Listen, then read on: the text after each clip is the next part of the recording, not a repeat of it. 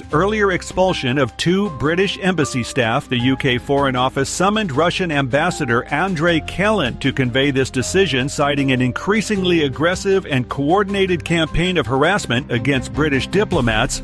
Yemen's Houthi rebels have declared that any Israeli vessel in regional waters is now a target, citing Israel's blockade of aid to Gaza. The International Monetary Fund has approved a $1.2 billion disbursement to Egypt after completing its 4th review of the country's economic reform program. Additionally, Egypt will access $1.3 billion under the Resilience and Sustainability Facility. The Texas Court of Criminal Appeals has halted the execution of David Leonard Wood, who has spent over 30 years on death row for the killings of 6 young women near El Paso. Wood scheduled for execution this week. The opinions expressed on this program are those of the host or guest and should not be interpreted as statement of fact. Blah, blah, blah. Checking more blah. Another day. Encouraged. More blah. Can we get a cup of coffee in here, please? It's just, but it never, because, sorry,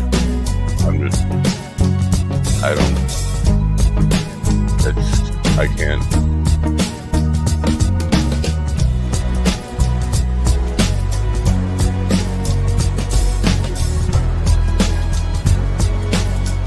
No. We're still working. Damn good coffee. And hot. My dog is your mind's best friend.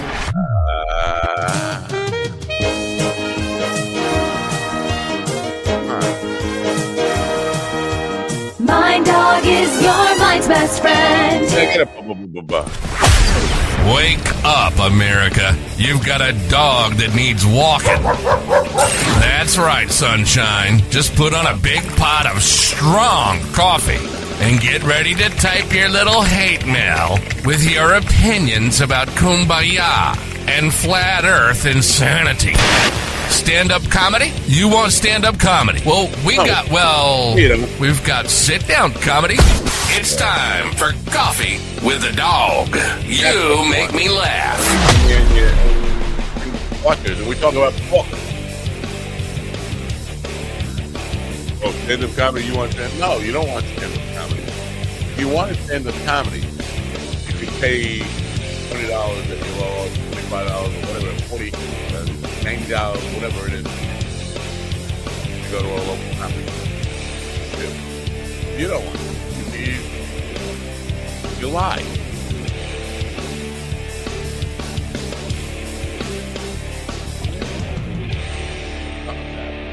Good morning. I'm just seeing if it shuts off or it starts up and buzz again. Oh, it could shut off. Good morning. It's Friday. We made it through a week, right? Almost. We got like 2 hours to go, and then we'll be done with a week. My first thought this morning, I need a nap. That was my first thought upon waking up. And I will have a nap as soon as the show is over. And when I'm having my nap, somebody like Steven or Ron will text me something stupid from TikTok and ruin my nap. And then I will wake up and I'll say, I need a nap. But it's Friday, right? I should be in a good mood. We got a weekend coming, party time, and computers that are just not.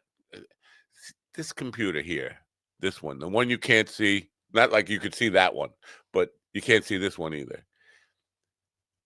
I don't know. I all of a sudden I got a yellow screen. Have you ever had a yellow screen? I mean, I got a blue screen of death. I got a yellow screen, and it's just like loading up applications that it hasn't used in years. It's just doing what it wants. It's a rogue computer. Anyway. I don't know what we are. We have 2 authors today. We have one, Martha Burns, who is from New Mexico, and I can't tell you about them because I can't read it off of my teleprompter from that machine.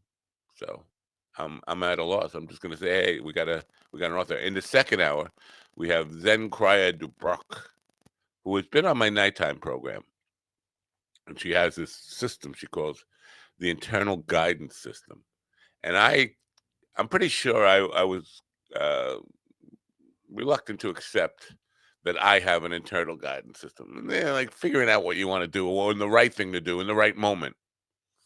I don't have that. What I have is an internal combustion system. I figure out how to blow up in the moment and then ruin everything. That's what I got. So that's what we'll talk to today. I hope you're really excited about that. Well, it's Friday. Just take it easy. We still have the chaos going on. Here's the deal in the politics stuff. That's the deal. Oh, yeah. No, in the politics stuff, the Republicans are trying to pass another continuing resolution to keep the government open while they work on a budget deal. Doesn't this sound familiar? Like this is a story that's been going on your whole lifetime. Anyway, now Democrats, and I don't mean Democrats in office, and some Democrats who are in office, but I mean Democrats on Twitter, people I know in life, want to force the government to shut down now. Chuck Schumer, who is like he's a leader of the Senate on the Democrat side, and he doesn't want to shut it down. And people are angry at Chuck Schumer, and I am too stupid to understand exactly what we win by if we force them to shut down the government. I mean, I don't know what we lose if we don't either, but it seems to me if we shut the government down, that's what they've been wanting to do. That's what Doge is all about. Get rid of all the government. They're happy. And then they get to blame it on the Democrats too. Oh, and then Jordan Peterson comes out of my mouth. I don't know if you know this about Jordan Peterson, but he doesn't belong in this body. So I just don't know. I don't know. I don't want the government shut down. I want my check. Then it can shut down after I get my check. How about that? I don't know. Maybe I'm sure GD will want to explain this to me. He's like a political junkie. He shoots up politics, gets out of bed, he ropes off his arm, shoots a big dose of political knowledge into him, and then he will tell me why. He doesn't call himself a Democrat either. He calls himself an independent. But I'm sure he knows what it is these Democrats are angry about, wanting to shut the government down. Don't get me wrong. I have not turned Republican overnight. I am not with the Republicans. I'm not on their side. I don't know. I'm too stupid. Aren't you too stupid? Yes, you are. Admit it. We're all too stupid. And that's why you're here. I don't know. I'm looking for a commercial to play. And I'm all out of freaking commercials. You know what? This is a night. No, that's too long. I was going to play Stevie's dopey little Curiosity Box commercial, but it's just too long. It's forever. So I'm going to go back to Daily High Club. That's what I'm going to do. You know, I need to get stoned and then take a nap. With humble East Coast beginnings in 2015, Daily High Club is the premier destination for glass water pipes, vaporizers, and consumption accessories. If you're looking to elevate your smoking game to the next level, you're in the right place. With over 1 million top-quality smoking products sold, and with a growing base of over 10,000 monthly subscribers worldwide, we deliver the ultimate smoking experience. But Daily High Club is not just a retailer, we're lovers of the smoking scene ourselves, working with giants like Tommy Chong, Snoop Dogg, Chanel West Coast, and more. Ready to join the Daily High Club? Let our experts curate your collection with our awesome El Primo monthly subscription box, or grab one of our fun and unique pieces from our smoke shop.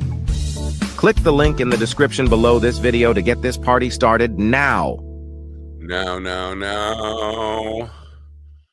I don't know. Are they in the room with me? They're in the room with. Are they in the room with you now, ladies and gentlemen? Stephen, I always a surprise to see him here these days. Sitcom Ortiz is here. Ron Kane is looking like Dark Shadows. Ron Kane. Oh, now he just clicked on the light to make me wrong. That's why he did that, to make me wrong. And GD, I'm in a dungeon today. Fenderson, why is he in a dungeon? Good Brew America. Good morning, Brew America. Good brew morning. Yes, good brew morning, America. No. MindDogTV.com. This is the good one. MindDogTV.com. Is your computer giving you errors? Well, don't put up with that shit. Get the Coffee at the Dog air fryer. Shit, I can't Fry.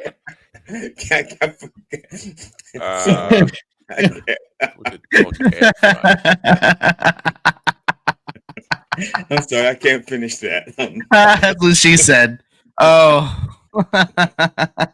I'm sorry. I'm not going to be able to finish it. All right, that's fine. Have you ever experienced after a I don't know upgrade a yellow screen? Just a yellow. It's like don't eat. I've yellow never heard of a yellow screen on a computer like I've seen yellow film, but that was usually on people's teeth. I've seen yellow snow, but that's usually in people's yards. If I'm not vaping, I'm raping. Okay, let's false advertising.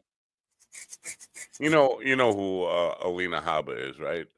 She's she's the fake attorney with the fake tits. Are they fake? I have no idea. I just couldn't think of anything else fake that she might have other than being an attorney. Fake morals?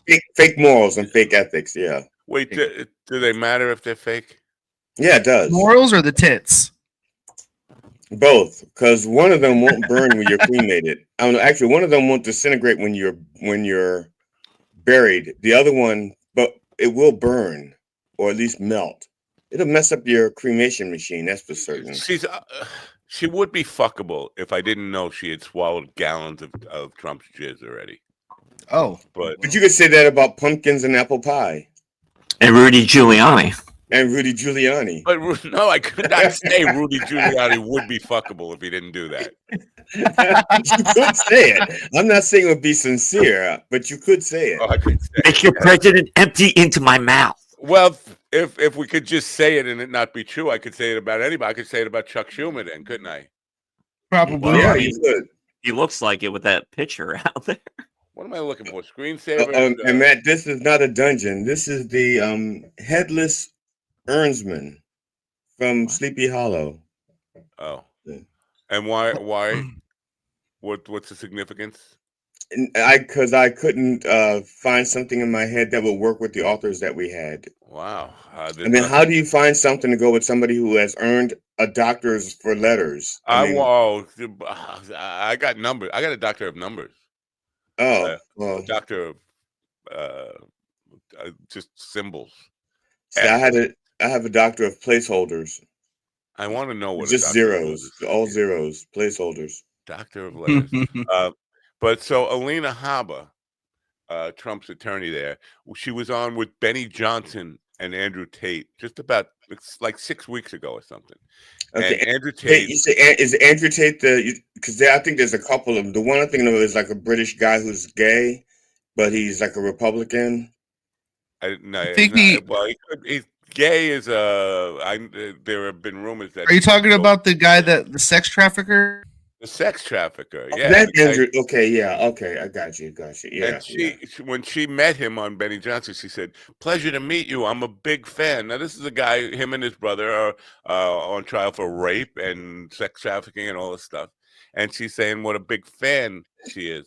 And then MAGA said, he's a raper. Like all of a sudden, being a raper is like something they get upset about. But they only if you're not an elected official.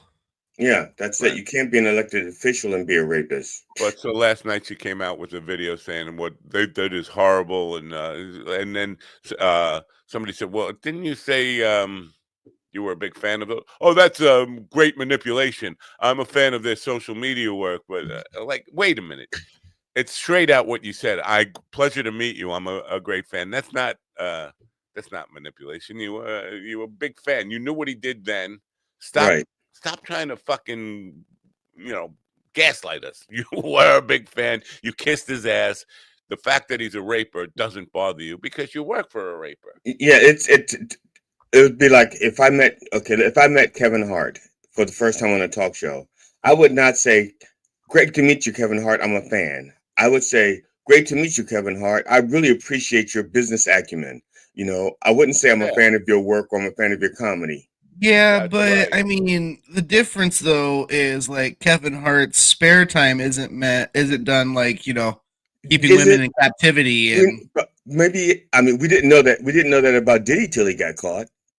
Right? Listen, we didn't know that about R. Kelly till he got caught. Musicians have been calling out R. Kelly and Diddy for years. But Alina Habba did know that in advance about Andrew Tate. She definitely had no question in her mind that that's what he was and that's who he is. And Well, see, here's the problem with that.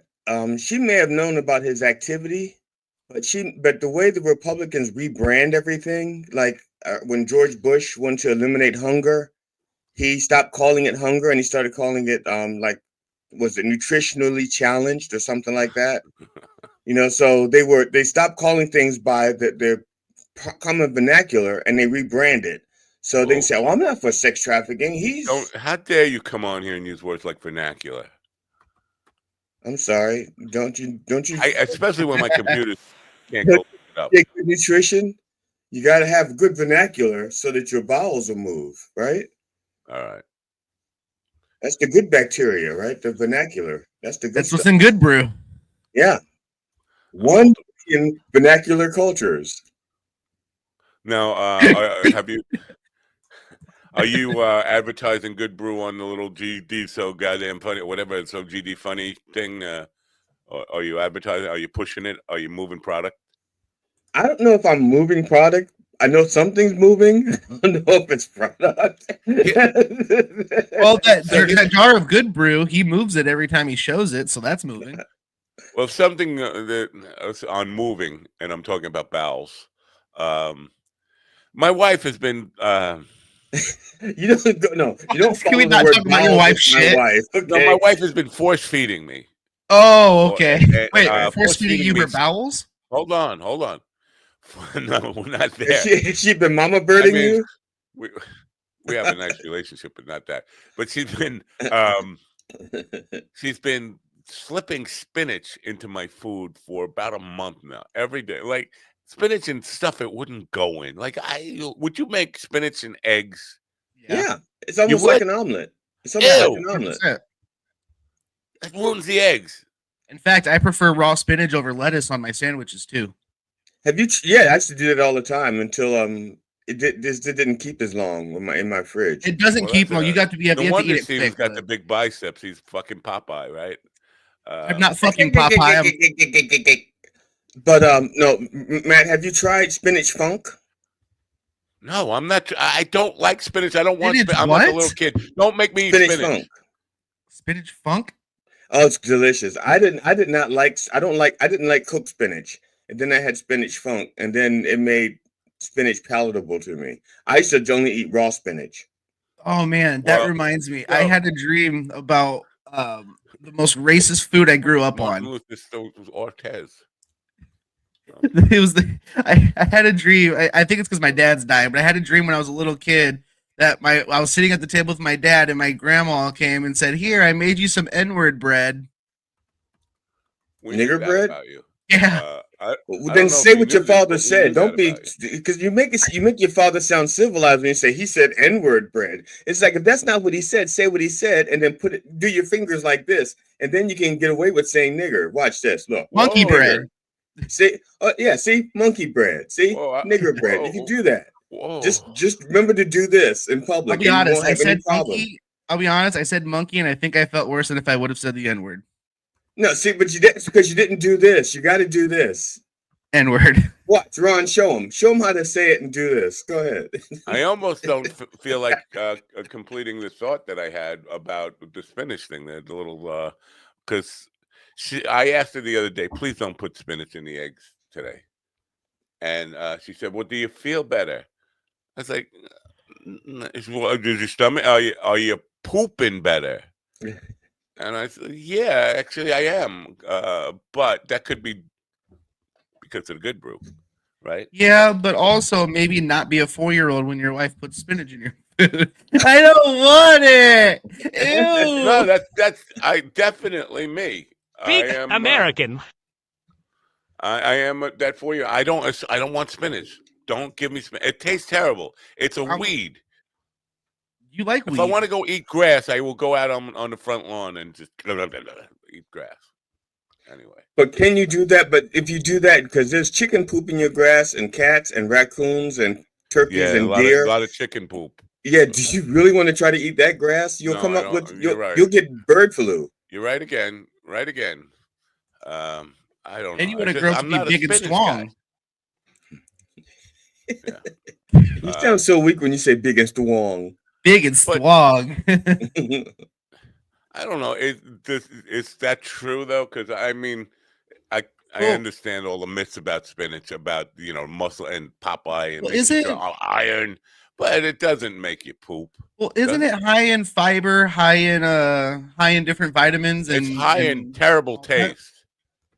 That's what raw it is. spinach is fantastic. It doesn't taste like raw, the canned shit. right. Raw spinach does not taste like the cooked spinach, unless that's why I say if you Oh. ask, have you tried spinach funk? Because spinach funk, I really liked it. I like I said, I am not a cooked spinach fan, but I love spinach funk. Oh. I just like it raw, man. On sandwiches. I heard, eggs. everybody's heard you like it raw. Yeah. All right. Martha Burns is already here, and I would be introducing her into the show at this moment, except my teleprompter is down, so I need a minute. So you guys just talk about what you need. What you need? You need somebody to like read her introduction or something. Is that what you screwed up over? If you want to do that, take it upon yourself to be an introductory type of guy and introduce her. I don't like that title. It sounds kind of wimpy. Introductory type of guy. It makes it sound like a beginner. Yeah, it makes it sound like I don't have any real self-worth, but I'll do this for you. Martha Burns, a native of New Mexico, earned a doctorate. I didn't call you an entry-level employee, which is like a real insult. Yeah, okay. Martha Burns, a native of New Mexico, earned a Doctor of Letters with distinction from Drew University and won the Faulkner Wisdom Gold Medal for a short story. Martha is the mother of 2 daughters and now has 4 grandchildren. She and her husband lived in La Luz, New Mexico. If I'm saying that wrong, I'm sure I'll get it right next time. New Jersey, Hawaii, California, and Switzerland. She now lives in Santa Fe, which is a very nice car made by Hyundai, and it has room for 5. Her first novel, Blind Eye, was a finalist for the Spur Award for Contemporary Fiction and won the New Mexico-Arizona Book Award for Fiction/Other. Yeah. Her new novel, Across the Narrows, will be released on February 27th, which means it's been released, and she is pleased to be back at work on her 3rd novel, set in Oahu, Hawaii, in summer of 1985. Wow. Can I ask, did you cut and paste that? No, I did. It was more like cut and run. Lucky. All right. Good morning, Martha. Thank you for being here and putting up with this nonsense. Okay. And how's the Santa Fe? Mine is very nice. It's a lovely car. I'm more because I've spent some time in New Mexico. I never heard of La Luz. Where part of the state is that? It's La Luz. It's southern New Mexico. Wrong one. It's southern. Actually, it snowed last night in Santa Fe, and I have to tell you guys, back in the day, I used to listen to Imus in the morning on the sports radio station, and you're bringing back memories. So. You have just made Matt's day. I quit. That is Matt's radio idol. I'm going to go die right now. He's been doing this for 20 years just to have somebody hear somebody say that spontaneously. Right. He's done. Well, they used to get me, I can't remember all the different characters, but they used to get me down the parkway. I had a long commute. And anyway, they used to get me up in the morning. So yeah, you brought back some memories. So thank you. I mean, I idolized Don Imus, from 1973 when I first went to see him on a school trip. They took us to Rockefeller Center to watch him do his show live, which is not appropriate for children. I was 12, 13 years old at the time. Yeah, not appropriate, but. I fell in love with radio from that moment. That's what I want to do with my life. Yeah. You just completed I can die today. Okay. Well, it brought back a really good memory for me. So, wow. Yeah. So tell us about the book that came out in February, but it's going to come out any February now. The book that my publicist was hoping I would talk about was Blind Eye, and actually I'm relaunching it. It came out in 2022, and the one that you've got up on the screen did come out in February 2024. Yeah. And then I had some things happen. So I'm relaunching both of them. But the book that I'm really promoting right now is Blind Eye, and which is set in New Mexico. How come I don't have a picture of that? You know, I don't know. If I hold it up, I'm not sure. If I hold it up, will you? I don't know. Yeah, sure. Hold it up. So this is Blind Eye, but I think that it has more of an interest, especially on something like this. Wow. Now, why redo it? Are you making any changes to it, or like updating some of the blindness, like they got their vision fixed, or? So no, it's funny how often you title something and then you hear the phrase blind eye, but in different uses. But I'm just relaunching it. I'm trying to get it out. I lost my husband last year, and that lost my momentum to promote my books. So I'm starting over. Now, when you lost him, what was the last place you saw him? Did you go back and look for him again? I know the last place I saw him. So yeah. So. I apologize for children. They speak when they should listen. Yeah. I did listen. That's how I know she lost him. Sorry, Dad. So now Santa Fe artist community. I don't know. Is there a writer community out in? There is a nice there's a really vibrant writers community. And when I lived in New Jersey for a long time, that's where I was connected. We won't hold that against you. Connected to IMUS and so forth. But when I moved to New Mexico, I moved to southern New Mexico. That's La Luz. That's where I was in La Luz. That's down by the White Sands and Carlsbad Caverns and Carlsbad. I have a friend who was living in Carlsbad. He just passed, but I was just about to say who lives in Carlsbad, but he doesn't live there anymore. But he did his whole life. Yeah, a lot of military people down there. There are a lot of military and a lot of oil and gas too. But then my husband and I moved up to Santa Fe about 6 years ago. We kept our other house, but we moved to Santa Fe, and it is a real vibrant writers community as well as artists, and there's a lot of things going on. So it's it's really inspiring for artists because of the beauty and just there is a magical, they call it the land of enchantment for a reason. When you're there, if you're not from there, right, there is a kind of attitude that takes over you. It's like, wow, there is some magic to this place. Yeah. Do you understand what that's all about and where it comes from? Because you got mountains and you got pretty scenery everywhere, but something about that place. Yeah, there is something about it. Now, when I grew up in Albuquerque, and I couldn't wait to get out of New Mexico. I just had to get out, but then came back later in life and so forth. But I do understand it because I lived other places that had magic. Yeah, Right. Like Hawaii. Hawaii. Yeah. So tell us about the book without taking people's reason to get the book and read the book away. Because so many authors will just tell you the whole book, and it's like, okay. Okay. We don't need So tell us about the book, but still make us have to buy the book. Oh, good. All right. Well, I think what you might find most interesting is the book was inspired by actual events, and I do that a lot in my fiction, but it's definitely fiction, and it is the story of a community in southeastern New Mexico, which isn't written about as often as Santa Fe and Taos and so forth, but it's in Billy the Kid country, and it's about and this doesn't give anything away about the book. It's about a family on a rural ranch in southeastern New Mexico where a 14-year-old boy murders his family.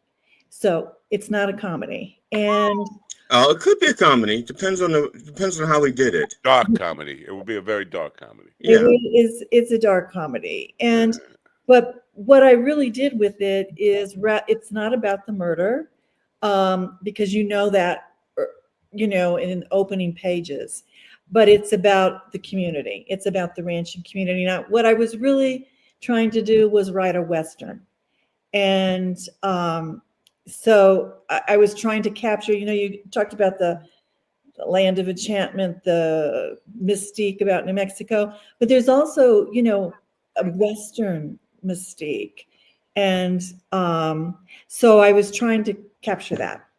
So. Now, is this set back then, or is this like a modern Western like City Slickers? It's current. It is current. The actual case that it's inspired by took place in 2004. I've changed the dates and everything. So my story takes place in the early 2000s. Yeah. Did you change the names, or so?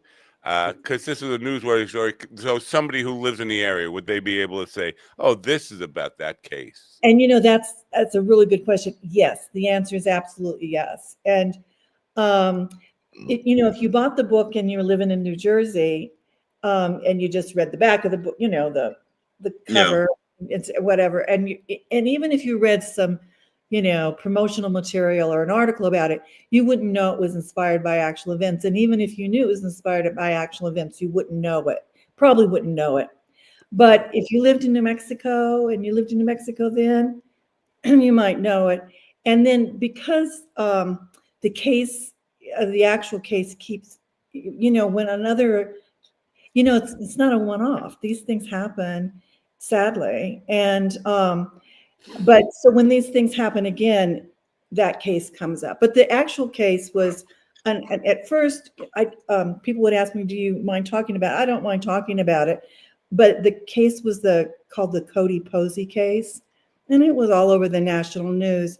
And it was a young boy, very sympathetic young boy. I mean, a ranching kid, and just really likable, and had a sense of humor. He's a cute kid, but he was abused his whole life. And his name was Cody, and the events took place on the Sam Donaldson Ranch in southeastern New Mexico.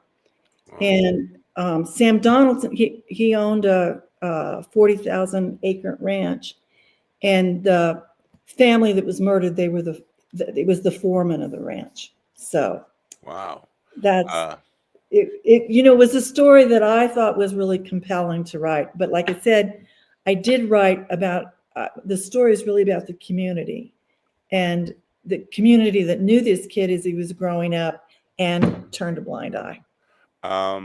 Now, this is, the kid itself. Was he convicted and sent to prison for life? He wasn't, and that's why it's interesting too, because then you put it up against other cases, kind of compare it. But what happened, and in a way, it was particular to New Mexico, and in a way, I'm very proud of the way New Mexico handled his case. But also, he was lucky. But he confessed, but immediately he had a public defender that really cared about this kid, and was also from that part of the state. And the public defender said, "You are going to plead not guilty," and because he wanted this kid to go to trial. So this kid did go to trial in Lincoln County, New Mexico, which is, again, I'm mentioning Billy the Kid because I kind of use that as, this is the very area that the community, they protected Billy the Kid, and over. But anyway, so then he did go to trial, but he was found guilty of murdering his sister, first degree, his mother, his stepmother, his third stepmother, second degree, but for first degree manslaughter of his father. So you could see by the jury verdict that they understood what was going on.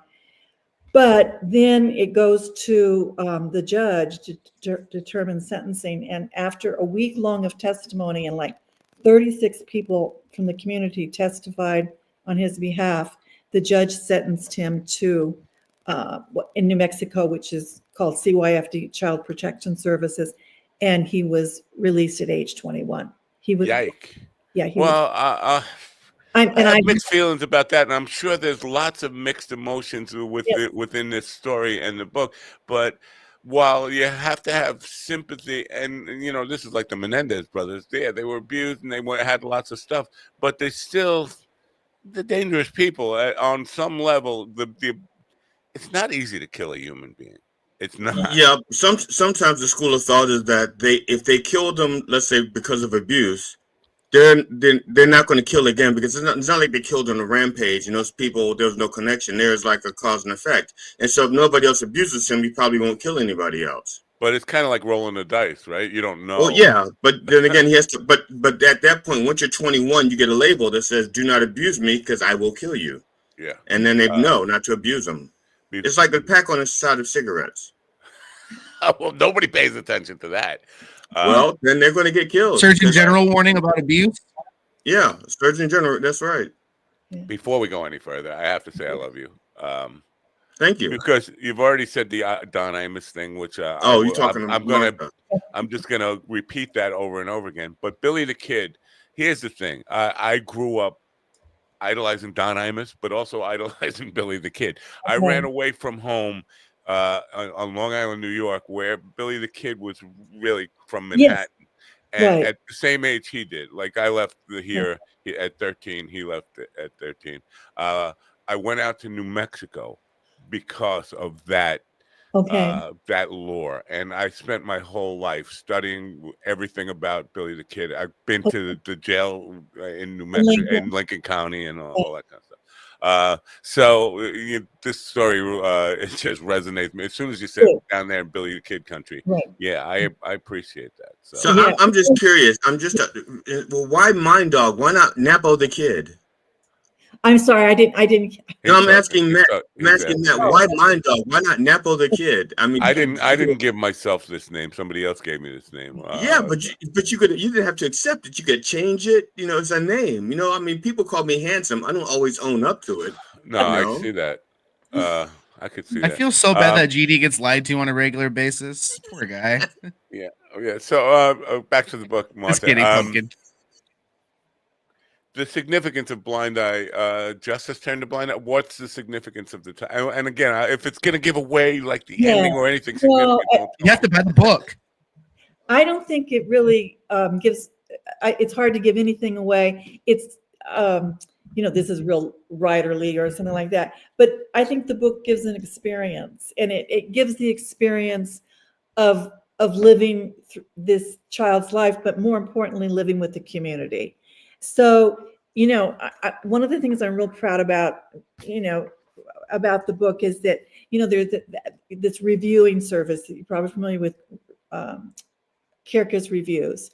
And so, your book gets submitted by your publisher to Kirkus, and they're honest, So, but they said that about the novel, this bruising story is less a murder mystery than an unflinching look at a culture and community.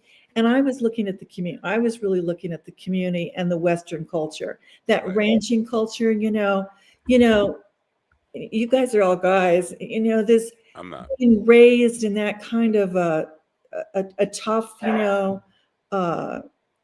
environment. Where you're raised tough, and you want to be a cowboy, and this Western ethic. The Westerners have this unspoken code of the West, and to live by, a child to live by that, and then be left on this remote ranch, and this happened during the one summer, and that's when he was really isolated.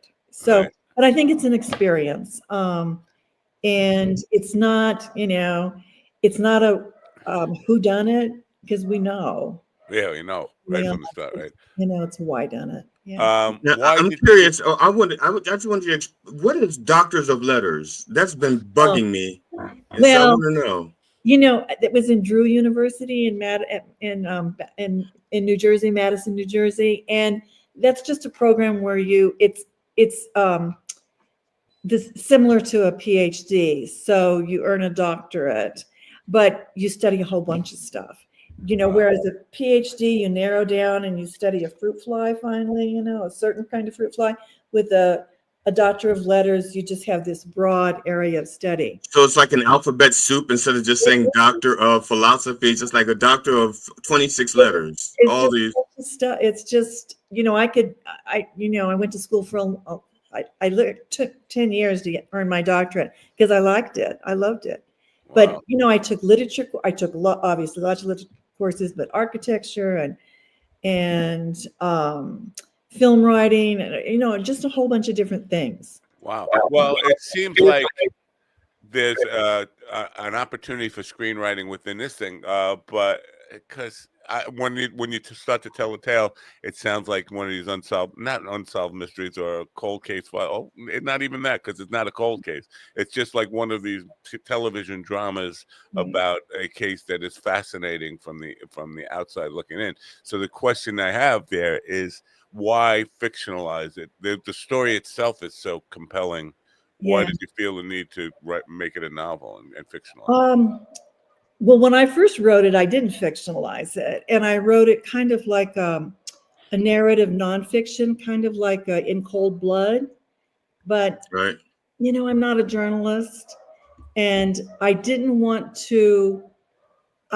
Throughout all the research, I did tons of research, but I didn't want to interview anybody. I didn't want anybody else to tell me. So I used public records, court cases, and so forth. So it's the first time I wrote it like that, but it didn't work. I just didn't work. Then the second time I wrote it as a legal, not a legal thriller, but because I think the legal aspects of it are very interesting. I think the fact that, there's a similar case, but I'll go on and on. There's a similar case that took place in New Mexico in 2013, and the young kid who murdered his whole family in Rio Rancho, New Mexico, is serving a life term. Wow. And it just turned on the legal aspect. So that didn't Now, work. was he tried as an adult? How close to being an adult was he? He 14, was 15 at the time. And he didn't go to trial. That's the difference between. Okay, so he just pled guilty. Pled guilty, and then the judge sentenced him, and everything went wrong. I have a lot of, so I have followed that case real closely. And actually, there's a woman who was his guardian, who also wrote a book, and sometimes she and I appear together. And it really, like some of the questions you've raised, it really brings up this interesting discussion. Yeah, you know what? Yeah. What I'm thinking here is, if he had not been in New Mexico, and I don't know that New Mexico is advanced in this, but if you're in New York and you're assigned a public defender, I was for a stop sign, running a stop sign. I got assigned a public defender, and I almost did 10 years in prison. Yeah. He had me pleading guilty to assault, robbery, and attempted murder. Yeah. So I mean, the fact that he got a public defender who actually cares is a big thing. Absolutely. But then besides that, one that's actually competent, because if in New York, if you go to court, the public defenders are people who, they're basically just, they don't care about you. They're still going trying to get a real job, and all you are is just another write-off. They're working with the prosecutor. How do we get this? How do we clear this case and get it out of the way? So that's a unique aspect to the story too. I think that this, in my novel, I'll just speak about my novel, but this boy had a lot of angels that appeared. I mean, he did murder his family, and he had all these angels that spoke up, teachers and coaches. I mean, coaches that really cared about him. But the person who really stepped up and saved him was this public defender. And he's kind of like, he's a Billy the Kid character too. It's right out of the story's right out of Billy the Kid. And there are people that live in that part of the state. This is down around Cloudcroft, Alamogordo, Rio Doso, the Hondo Valley. It's the Hondo Valley. But there's people in that part of the state whose grandfathers remembered Billy the Kid, and harbored, had safe, harbor with them and so forth. But so I'm a fiction writer, though. I look for like metaphor and image and so forth. So there was a lot of that available. For people who aren't aware, because if you've never been to New Mexico, you don't know that Billy the Kid is the biggest celebrity ever still he's the Elvis of New Mexico. He is their I don't know what he is. He's their flag. He's their state emblem, Billy the Kid. It's still to this day. And the romance, the thing that makes him so attractive is that he was branded a notorious criminal. He was fighting on the side of righteousness and justice for most of his life. I mean, there were some times where he was bullied, and the first killing he did was actually being bullied in a bar fight, which is not. But he was standing up for justice in Lincoln County and fighting against the corruption, but has always been branded as this wild criminal. Who was that the regulators were really just a self-appointed vigilante mob, but they were fighting for a good cause. So. Right. But you're right. Once my husband and I were in Italy, and we were in a cab or something going someplace, and the driver's asking where you're from. We said New Mexico, and we're in Italy. He can barely speak English, but much better than I can speak Italian. And he said, "Oh, Billy the Kid country." I mean, you're right. It's that kind of thing, and I don't know. I thought the boy who committed these, he was very sympathetic, very. And the other thing, I had a lot of research available, but working with Lincoln County, because he went to trial and because the trial's public, I had the transcript of the entire trial. I had the audio of the trial on diskettes, and I had a CD of his confession. And you just can't watch that and not.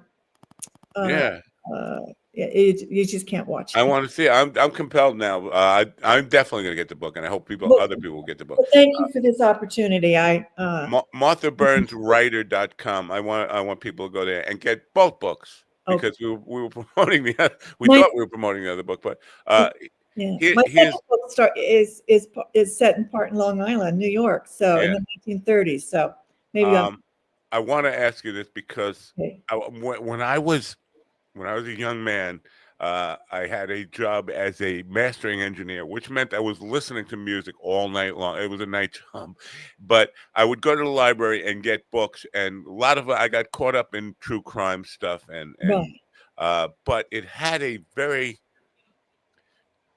deep impact on my psyche at the time. Not necessarily all negative. It made me thoughtful about this stuff, but there was some darkness that creeped into my soul from just reading so much of that. Right. In writing this book, did it affect your psyche in any way? Make you more empathetic, more jaded? Did it have any effect on you at all? Yeah, it did. It absolutely did. When we moved back to New Mexico, and that's the part of the state my husband was from,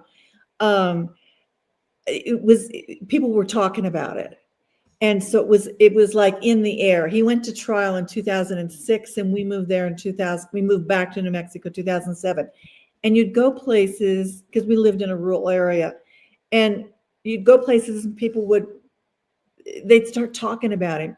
And yeah, it did have an impact on me, and because it had impact on the community. There were jurors on his trial where he was found guilty. That 7 jurors that wrote the judge who was then responsible for sentencing the boy, and they said, our instructions made it so that we had to do the right thing. We had to find him guilty, but you cannot sentence this child to prison. I mean, it was so yeah, it did have an impact on me. I mean, I was like, you know what? I hate to be just patronizing, but it sounds like New Mexico. It's got some good people left in it, and people who have empathy, but also some common sense and some compelled by the right thing to do. And that's refreshing. I mean, I don't feel that about a lot of America or a lot of the world right now. Right now, yeah, I know, yeah. So, well, I really appreciate this opportunity to talk about it. We appreciate you being here. I'm not kidding. I'm compelled to get the book, and I hope the audience will too. Okay. Just lastly, before I let you go, do you have Lobo fever? Oh, they play tonight. So, but do you have Lobo fever? Are you? I do have Lobo fever. Everybody I know some people still in New Mexico, and I have never seen this level of, because they don't really have like professional sports teams to get behind. So the Lobos are it, and they're it, and 15,000 people in what they call the pit is. I mean. Yeah. It's really happening place. Yeah, So yeah. I have a friend who's in Albuquerque right now, and I've never seen him just full of life. Because he's a huge sports fan. And He's originally from Chicago, but went to Albuquerque, and then now he's got a reason to live. And we've got this great coach, Rick Pitino, and has such a history and so forth with his dad being a coach. So my dad was a Lobo from forever. And every season he'd say, "How about those Lobos?" But anyway, so they're a real scrappy team. They're cute. Well, good luck tonight. We'll be rooting for you. In the meantime, get the book. It's called Blind Eye. It's available at MarthaBurnsWriter.com. Martha, thank you. You've been a great guest. A very compelling story. I'm looking forward to reading about it. And then, to be honest with you, I'm going to probably look up the real case today. Sure. It's Cody. I pulled some. You'll find a lot there. NBC did a Dateline on it. Yeah, you can find it. Very cool. Okay. All right. Thank you. Have a great day. Bye for now. Bye-bye. Martha Burns, MarthaBurnsWriter.com. What do you guys think? You guys got Lobo fever? Wait, what are we doing? We're doing this. I don't have Lobo fever. Why not? Because I don't care much about sports. But it's Lobos. It's not. It's the Lobos.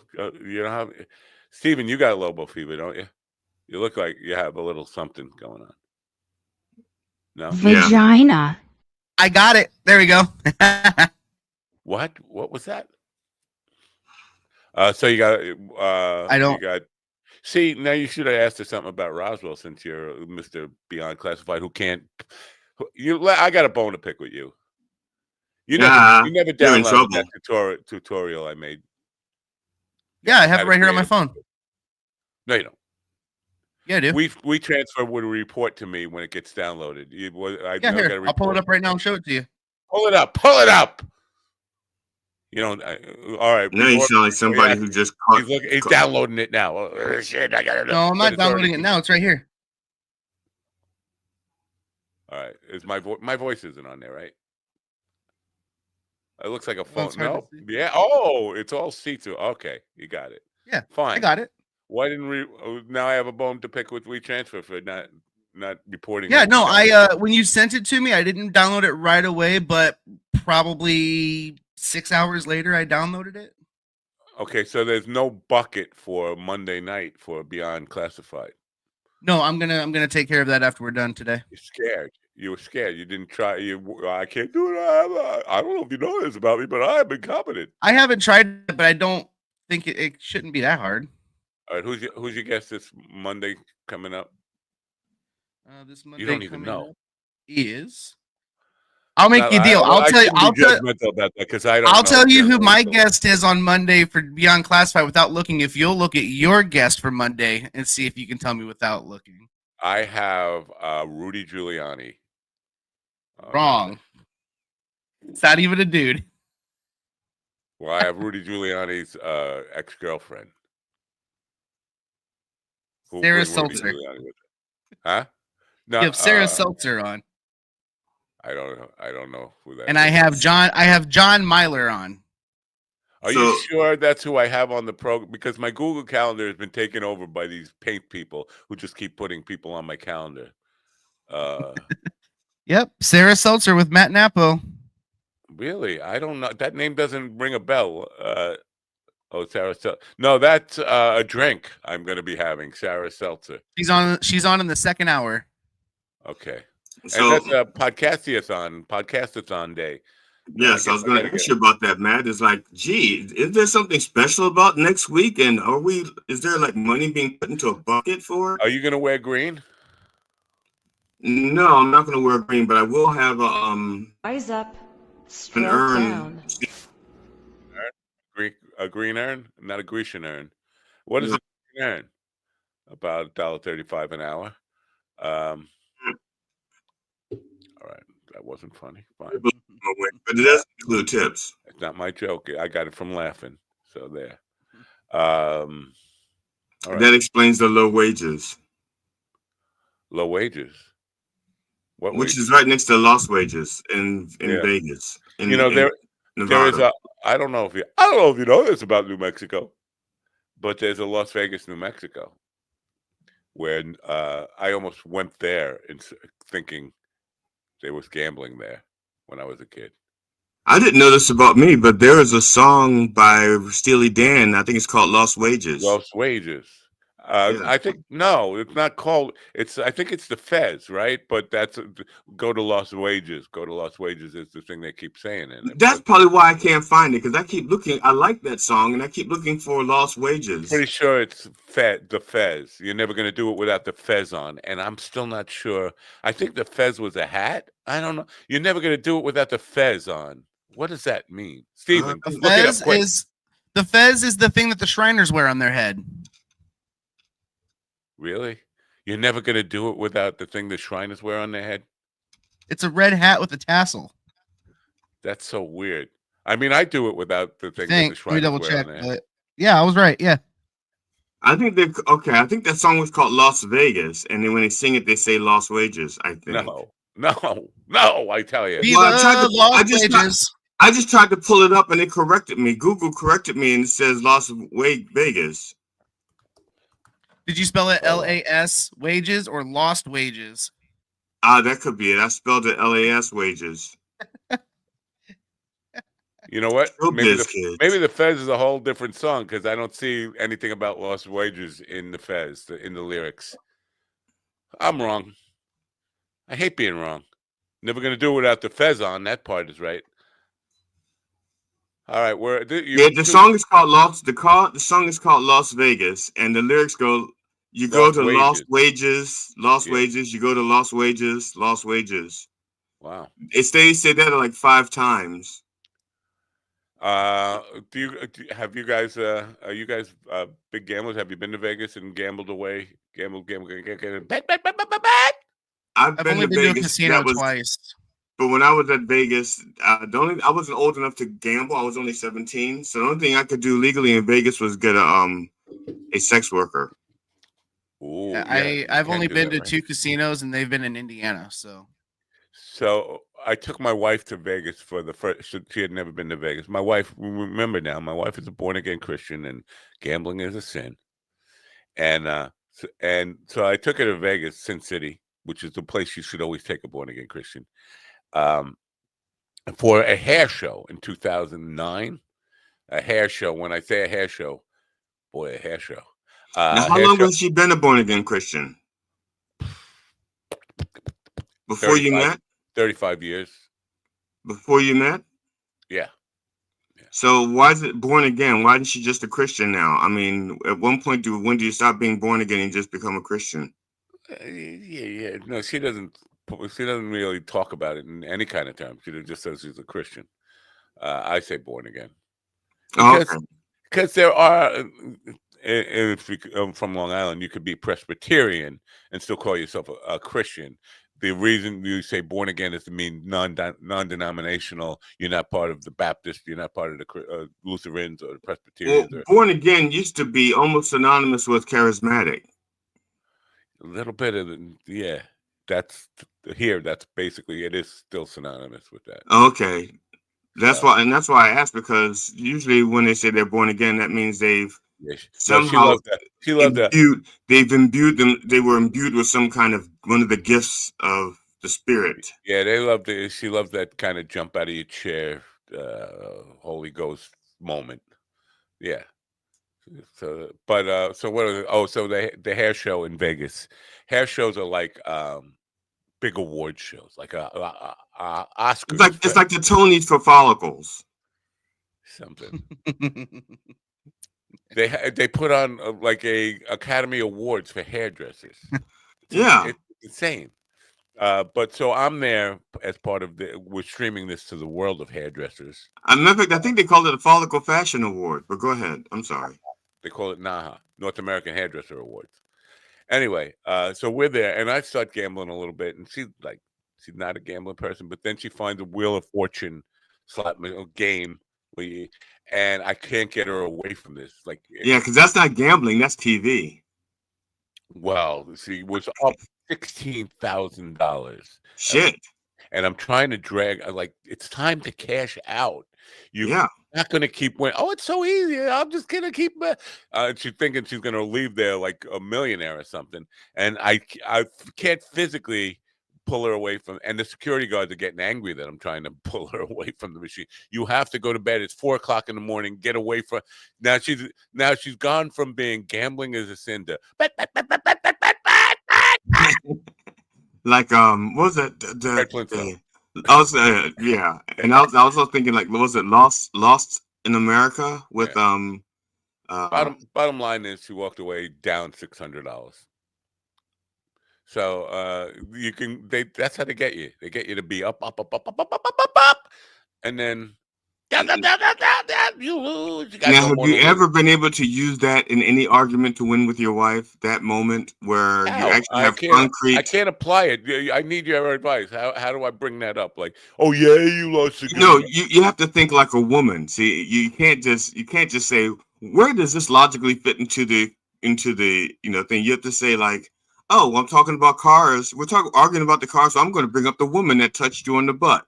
See, there's no connection. You just do it. Whoa! All right.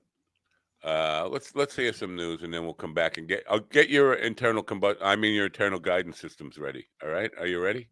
All right. I thought that was kind of clever what you said about the internal combustion thing, and it occurred to me. I said, Matt actually says a lot of clever things, but his voice and his face doesn't give people permission to laugh.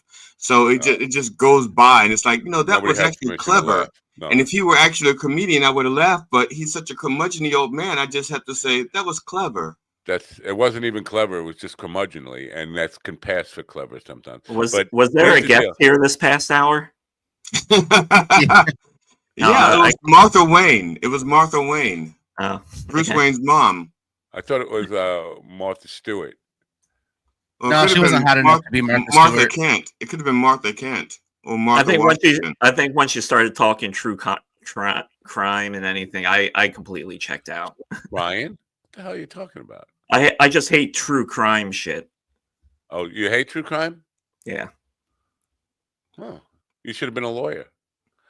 All right. The International Monetary Fund has approved a $1.2 billion disbursement to Egypt after completing its fourth review of the country's economic reform program. Additionally, Egypt will access $1.3 billion under the Resilience and Sustainability Facility. Despite these financial aids, Egyptians face rising inflation, with recent hikes in fuel prices and a devaluation of the Egyptian pound. The government announced an increase in the minimum monthly wage for public sector workers, effective from July, to alleviate economic pressures. Jim Kender reporting. Yemen's Houthi rebels have declared that any Israeli vessel in regional waters is now a target, citing Israel's blockade of aid to Gaza. This warning threatens key maritime routes and could disrupt aid shipments to conflict zones. Joseph Eckerson reports. The Houthis previously targeted over 100 merchant vessels between November 2023 and January 2025, resulting in significant damage and casualties. The U.S. military remains vigilant, with the USS Harry S. Truman currently patrolling the Red Sea. The United Kingdom has expelled a Russian diplomat and a diplomatic spouse in response to Moscow's earlier expulsion of 2 British embassy staff. The UK Foreign Office summoned Russian Ambassador Andrei Kelin to convey this decision, citing an increasingly aggressive and coordinated campaign of harassment against British diplomats. Foreign Secretary David Lammy stated that the UK will not tolerate the Kremlin's intimidation or threats to its security. This diplomatic exchange follows heightened tensions since the 2018 poisoning incident in Salisbury and the 2022 Russian invasion of Ukraine. Benjamin Wright reporting. A woman who accused former heavyweight boxing champion Mike Tyson of raping her in a limousine in 1991 has dropped her lawsuit. Tyson's attorney confirmed the plaintiff's voluntary discontinuation of the case, which was filed under New York's Adult Survivors Act. The plaintiff's attorneys expressed disappointment over over procedural grounds leading to the dismissal, but maintained support for their client's account. The Trump administration has resumed military aid and intelligence sharing with Ukraine after a temporary suspension intended to pressure Kyiv into peace talks with Russia. Following discussions in Saudi Arabia, Ukraine expressed willingness for a 30-day ceasefire contingent on Russia's agreement. The U.S. plans to present this proposal to the Kremlin, which has traditionally sought more permanent solutions without compromise. The conflict continues to impose heavy casualties and material losses on both sides. The Texas Court of Criminal Appeals has halted the execution of David Leonard Wood, who has spent over 30 years on death row for the killings of 6 young women near El Paso. Wood, scheduled for execution this week, maintains his innocence and claims intellectual disability, rendering him ineligible for execution. This stay follows previous pauses in his execution and ongoing debates over DNA evidence. The Texas Board of Pardons and Paroles recently declined his bid for commutation, leaving unresolved questions about Wood's role in the crimes. Lawrence Keller reporting. And that's the latest news headlines with Alan Edwards. Not the latest. You got to stop lying to people.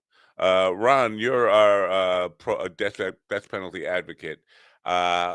What do we want people to be mentally competent to understand you're about to get killed? I mean, what is that loophole that I'm too stupid for you to kill me?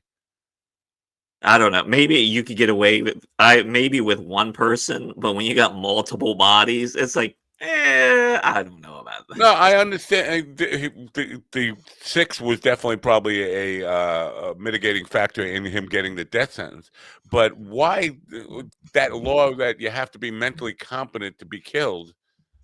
I would prefer, if you're going to kill me, not to be mentally incompetent. Mentally incompetent.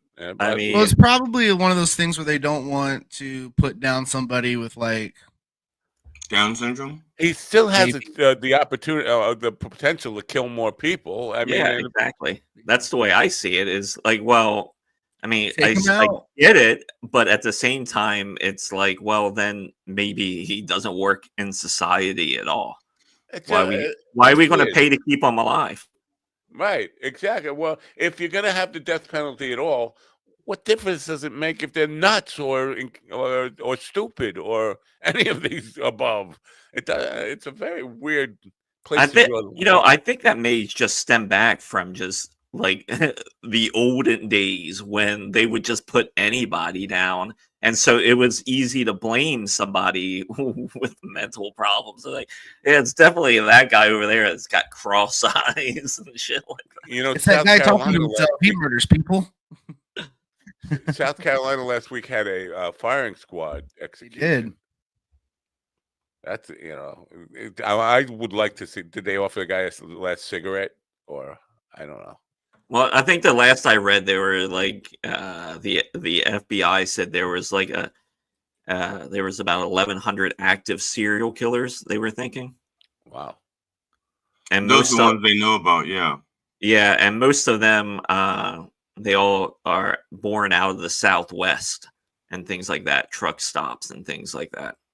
Wow, because I have a feeling there are more in my area than we know about Rex Human, but I think Rex Human was working with a bunch of people, as I've talked about a bunch of times. Now, I can't prove any of the connections there, but I think there is a cult of killers. They know about it. It's like it's not like organized like they're like the Son of Sam cult, but I think there's a group of people who they're like, whether they're Satanists or whatever they are,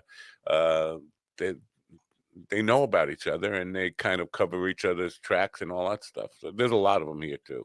Or whenever they build a development in New Jersey, you got to keep your fingers crossed that you won't uncover a body. I don't know. I kind of want a house built on top of like Jimmy Hoffa, so I could maybe there's some sales. I don't know. I'm just thinking like a really nasty entrepreneur. Anyway, internal guidance system is what. Wouldn't it be great to see Matt in like a night hat and a long sleep shirt with a candle at night? Like, go away, ghost, go away! Fuck you! I'm trying to sleep. Like Ebenezer Scrooge. Yeah. You fucking ghost. All right. Take your 2 pence and scram. You write the screenplay, and if I'm still alive, I'll star in it. Or that's how it would go. I'm not going to go out and buy it. Well, you listen, know what? I need you to not die. I need you to not die for at least like 6 months to a year. Why? I can only handle one death at a time. One at a time. I don't know about that. We have death happens every day all over. Yeah, but people I don't know. I mean, okay, but those are okay. It's not okay. But as long as I don't know you drop dead. No, that's no. That's I'm the not new saying. T-shirt. As long as I don't know you drop dead. No, I don't. I mean, I don't want to see people die in general, but definitely not people that I know. Do this. I'm trying, but I can't do that at the hospital because I have to go there to sign papers, and I can't do that and pull the plug with my face all covered. Can't do that. You can't do it digitally. I mean, what's the point of having an iPhone if you can't plug somebody over the internet? Were you I hate to I know it's a sensitive subject here. But were you always a supporter of the idea of euthanasia, the pulling the plug stuff? Was this, or is it just because it's hit home now that you're okay with it? I've always been okay with it. I've always been a supporter of assisted suicide. I've always been a supporter of yeah, I mean, why suffer? For me, it's a tough thing. It's a tough thing because I know for GD, it's a fun thing. He looks forward. He's hoping that one day he gets the opportunity to pull the plug for me. But you mean I'm not going to get at that? Damn it! Well, I thought that was part of. I thought you see when you hired me for this show, you said, "Look, I'm not going to pay you, but you will get to pull the plug when I die." Possible. Well, I haven't worked out my DNR statement yet. Maybe I'll just take the DNR away and just say have GD pull the plug. How many times you been on Ron's show? You just said it twice. DNR.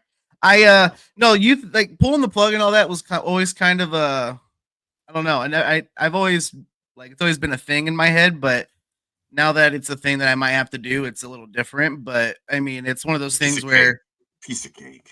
Well, I mean, I know it's a piece of cake. You just, I know, but but my dad, he's probably not going to recover. His heart's failing, his liver and kidneys have failed. He has a lung infection. He's in septic shock. They don't even know if he's in his brain anymore. Really, I mean, his body doesn't respond, and that's why I told him, I was like, let's get through the weekend, and if there's no improvement or no signs of recovery, or if the treatment's going to make him worse. If he does recover, if there is a chance, we need to talk about that. But at this point, they said there's less than a 5% chance of him recovering. So between that and the Lobos tonight, which is the better bet? Probably the Lobos tonight anyway. You got Lobo fever? Sure. I still don't know what it means, but sure. I was going to say, what school are the Lobos associated with? Probably Arizona State. No, New Mexico University. Oh, New Mexico. Damn it. I was one state off. University of New Mexico, UNM. Yeah. New Mexico University, I don't think exists. Eastern New Mexico University exists. That's my alma mater. I should be embarrassed to say that. I'm sorry. I'm ashamed of myself. But you should have asked her to be on Martha. You should have asked Martha to be on Beyond Classified so she could talk about Roswell. She's not too far from Roswell. She could tell you all about it. You don't care about Roswell. What kind of UFO guy are you? I love Roswell. It's on my bucket list of places to visit. It's not great. I've been there. It's. I know it's not great. I know. It's terrible. I was there before it became known for stuff. I was there when Stanton Friedman was there researching the book. We actually not met him. He was people were talking about him because he was asking a lot of questions and doing all this stuff. But we were at a truck stop diner and he was there and people were making a fuss over him. We were kids. We didn't really even understand what it was about. But he was talking about UFOs, the UFO that crashed here, and then we started doing some information about it. But nobody outside of New Mexico had heard the word Roswell before. You know what though? When I went to Roswell, it really taught me a lesson that people that are really into UFOs have very low expectations in life, because the museum they had there was terrible. I mean, it was horrific, and I can't imagine, like, if you're really into UFOs, and if you're excited for that museum, it's like, I think you need to do better in life. Let me, if I heard correctly, you just called Steven a loser. It works. Hey, don't worry. Hey, don't worry. My Steven, my stepdad is into that stuff too, and I've always hated it. So, and he gets to fuck your mom. Don't worry. I mean, I know lots of losers. You're just another one. Don't take he it gets to fuck your mom. So I mean, it's working out for him. So that's the way to soft sell it. Our guest is here, but she doesn't have a camera on. I don't know if that's intentional or she's waiting for me to introduce her. Oh, she's putting a camera on now. It's on. Yeah. Truth is, I'm right about all of it, and you know it. You know it. We're going to learn about the internal guidance system, and as I have an internal combustion system. I don't. I've talked to her before, and she's all about this. Knowing the innate ability within us to kind of make good decisions and know the right path to go. Jeez, she's tried to help me. I guess I'm unhelpable. To be honest with you, I'm just one of these lost souls. Zenkria DeBruck went to high school, went from high school dropout to getting a bachelor degree in foreign policy from the UC of Davis. That's the University of California, Ron, not California University, by the way. To founding one of the first internet usability firms in San Francisco in 1996. Jesus, I can't read this morning or any morning. All the way she founded this innate tool she discovered. She calls the internal guidance system. She's tried to teach me about it, and I failed. She's here now. Good morning, Zen. Hey, good morning. How are you? I'm lost. I was trying to explain to these guys. I don't have an internal guidance system. I have an internal combustion system. My root thing to do when trying to figure out the right way to go, the right thing to do in the right moment, is to blow up, and so I call it an internal combustion system. And I'm writing a book about it. I'm curious. You say internal guidance system. Whatever happened to? I'm sorry. Trust in your gut, like good brew. Okay. Trust your gut again. All right. Whatever. Let our guests talk.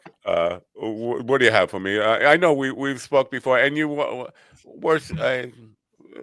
a nice person to talk to, and I appreciate everything that you tried to help me with, but I think I'm unhelpable. No, you're definitely not unhelpable. I'm not. It's just that the combustion system has worked for you for so long. That's true. You know, is that what that smell is? And if something works, man, you know, you keep doing it until it doesn't. And so my husband has I think has the same issue. And I think it's common for men right now. There's a lot of frustration in the world. And I think you have every reason to be combustible if I'm honest. Right. But I think I feel that, you know, yeah, absolutely. You know, I feel for you men. I'm really excited to be here with all of you, actually. Really? Absolutely. I love men so much. And I'm just grateful that I get to be with you guys. You guys go through a lot out there in the world. And I'd like to see it get a lot better for all of you. I don't know. Thanks, man. That's probably exactly the most encouraging. I'm not exactly a feminist, but I feel like men have it pretty good. I mean, we've been running things, even though we are, again, like people like me who are just your men have been running things for a long time. My men have not. My men have been on the outside looking out even further. We're going back to this race thing, aren't we? No. I'm talking about men with dreadlocks. All right. So why's it got to be about race with you? I'm talking about hair. Why's it got to be about race with you? Guilty. I just jumped to a Hey, man, I did date a man with dreadlocks too, and I have to say there were some job opportunities he didn't get. All right. So thank you. He got judged, and it wasn't fair, and it was ridiculous. My inner guidance GPS, my inner GPS. How do I access it? How do I turn it on? Well, it's already operating at all times. Everybody's born with this. This is actually, I think, one of the most incredible things, cutting edge for our species, is that every time you feel a lump in your throat, a tightness, uncomfortable, anxiety feeling in your chest, or a sick feeling in the solar plexus right here, you're getting guidance that what you're thinking in the moment is not true and not going to happen. And that if you switch your thinking, and that's what this book is about how to play with it to where this instantly releases and you go feeling centered discerning wise, what you're thinking, the strategy that you just, I call it opening, you just open to, is actually going to work out for you, whether it be in a difficult conversation, your business, your health. I went through a cancer journey 4 years ago and was able to use this. And I'm 100% cancer free. I had breast cancer, 1% chance of recurrence because I followed my openings through the strategy of how to heal my body and how to work with the doctors and stuff. So it's already operating in all of us, and it's attached to a divine intelligence. And when you tap into it, incredible things happen. Wow. Because Wednesday night I had Rhonda Britton on. I don't know if you're familiar with Rhonda, Living Fearlessly. And we were talking about this mind-body connection, and I was mentioning my stage fright. And I have really bad stage fright, even though I continue to look for stages to perform on. It's like, I guess I'm a glutton for punishment. But I was discussing the things that happen to me that lead up to a performance. Is like, I notice the shallow breathing. I know I get like really tense. I feel all this tension in my body. But the way out of that is always a cognitive way. And what I'm feeling is a physical thing. And I think the cognition and trying to start taking deeper breaths and all that. And I start telling myself that internal conversation. Yes. Really, I don't feel like that's I think you have to address something on the physical level. You have to meet it on the physical level, not up here. And that's no, where I feel like the physical is what alerts you that there's a mental issue that you need to work with. And that's what we're getting wrong. We think that we have a physical issue like anxiety and you're diagnosed with anxiety. But the truth of the matter is it's what you're thinking. And it's really interesting because we get talked out of our dreams when we're kids, and we get given rules when we're between the ages of 0 and 7 about how the world works. And if those rules aren't actually authentic for who you are, that's where the anxiety comes from. That's when you start not feeling like yourself. That's when you start getting the depression, the anxiety, the overwhelm, the frustration. Irritation is another one. And what it's like, it's like AI, right? You know how if you're working with artificial intelligence, you have to have a prompt, and that the quality of the prompt gives you the quality of the response the AI can give you. It's very similar to this. If you have the prompts, you can actually tune into divine intelligence, and it's that divine intelligence that will actually rewire your brain and help you to figure out what the actual right thoughts are for you. And that's what this is about. And like, there's crazy stories of, I'll give you an example. I was in an airport once, Denver, and they were shutting it down because there was weather. And as we were leaving, in fact, I was with my buddy who had dreadlocks. And as we were leaving the airport, I kept getting a tighter and tighter sensation as I was thinking about booking a hotel and trying to figure out, where we're going to go, how we're going to get to San Francisco the next day. And when you're tight like that, that means everything you're thinking is not true. So I was like, I looked at him and I was like, I'm closed at leaving the airport. He's like, me too. I said, let's stay. So we ended up staying. 3.5 hours later, we're sitting in front of the gate. Everybody's tried to talk us out, told us to leave because the storm's coming. In walks a flight crew going to San Francisco. It was our flight. There was a break in the weather, and they had to get that plane to San Francisco so they could keep all the flights running on time from there. And we ended up getting to San Francisco that night.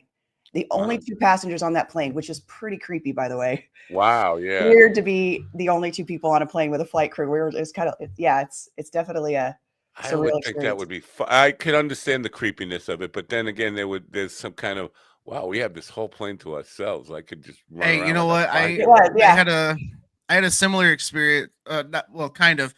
We landed. They lost my wheelchair, and I was stuck on this plane for 2 hours. And I just ended up sitting there with the stewardess and the pilot for like 2 hours. And it was weird because, like, I mean, that plane it's big, it's quiet. It's like a tomb. And, like, and then when everyone stopped talking, it was just like ringing in the ears. It was just like, oh, this is not comfortable. I could not imagine being in the air like that. No, thank you. Yeah, it was wild. It really was. You use the word divine, and I'm curious. Does that mean infallible? No, it's an actress. God, don't you know anything about culture? No. So no, it's not. It's interesting. The fallible thing is the way that our mind works, right? Because what happens is any piece of information that you give your mind, it wraps a story around it immediately, right? So I can give you like, a girl in with roller skates on and short shorts going down the beach. You get a story immediately about who she is, what she's doing, how old she is, all about it. Same with the guy, shirt unbuttoned, leaning against a Corvette with a hairy chest in his 80s, right? You get a story, you can't help it. So if the fallible part is that we get the guidance and then our mind has to immediately hit a story with it. And it's really about stopping the story. And it leads you through breadcrumbs, through one expansion in the body to the next expansion to the next expansion. And it will get you to places where you never dreamed you could go. And so I think it's actually one of the most important aspects we have as humans to be able to get us out of the mess we're in right now, because we can actually access solutions that we can know will work. And we can communicate them to each other in a way where the other people can feel in their bodies that it'll work. I'm sorry, I have to cut this interview short. I have to go down to the beach. There's a girl roller skating. I lost you there, huh? Yep, that story ran wild. A lot of this requires trust in yourself, though, right? And this is where I fail. I think I understand what you're saying about these. Most of the times, I don't trust it, and by the time I realize it was the right message coming from inside, the opportunity has passed. How do we learn to trust ourselves on this stuff? Well, you can physically feel it, right? And so if you guys want to, I can walk you through an exercise really quick if you're up for it. GD wants to do this. I could tell. He's tired of pulling plugs this morning. He wants to do something. I haven't killed one person. I haven't euthanized one person today. I haven't pulled his plug yet. That's next week. All right. Okay, well, let's do it. Let's do it. So it helps if your mind is a little bit cleared. So if your mind is cluttered, you're thinking about other things. Let's go ahead and just drop in by feeling the bottom of your feet for a minute. Oh, I'm out. And my brother was in a wheelchair. You can feel the palms of your hands. Okay. Fine. Okay. Yep. So feel the palms of your hands and notice the tingling there. Right. Okay. And then listen to the sound of my voice. And I want you to think as you're feeling the palms of your hands, go ahead and think of something that's actually causing you concern, stress, anxiety. Maybe you've got a parent who's, needing some support and you're concerned about giving it to them, or there's a financial situation. Just try to pick one thing, like it's a bill that needs to be paid, conversation that needs to be had. Have you guys all got something? I'm trying to narrow it down to one thing. I'm also trying to narrow it down. Like one thing, one person that you have a difficult time going on with.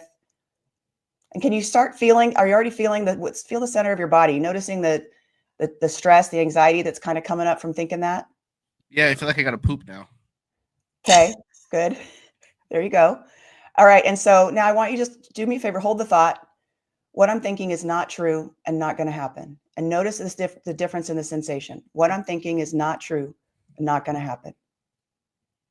Now your mind might be like, oh, it is true, blah, blah, blah. But just hold the thought anyways. Again, what I'm thinking is not true or not going to happen. Do you notice there's a slight ease to the sensation that you were just in with stress? Well, more than that.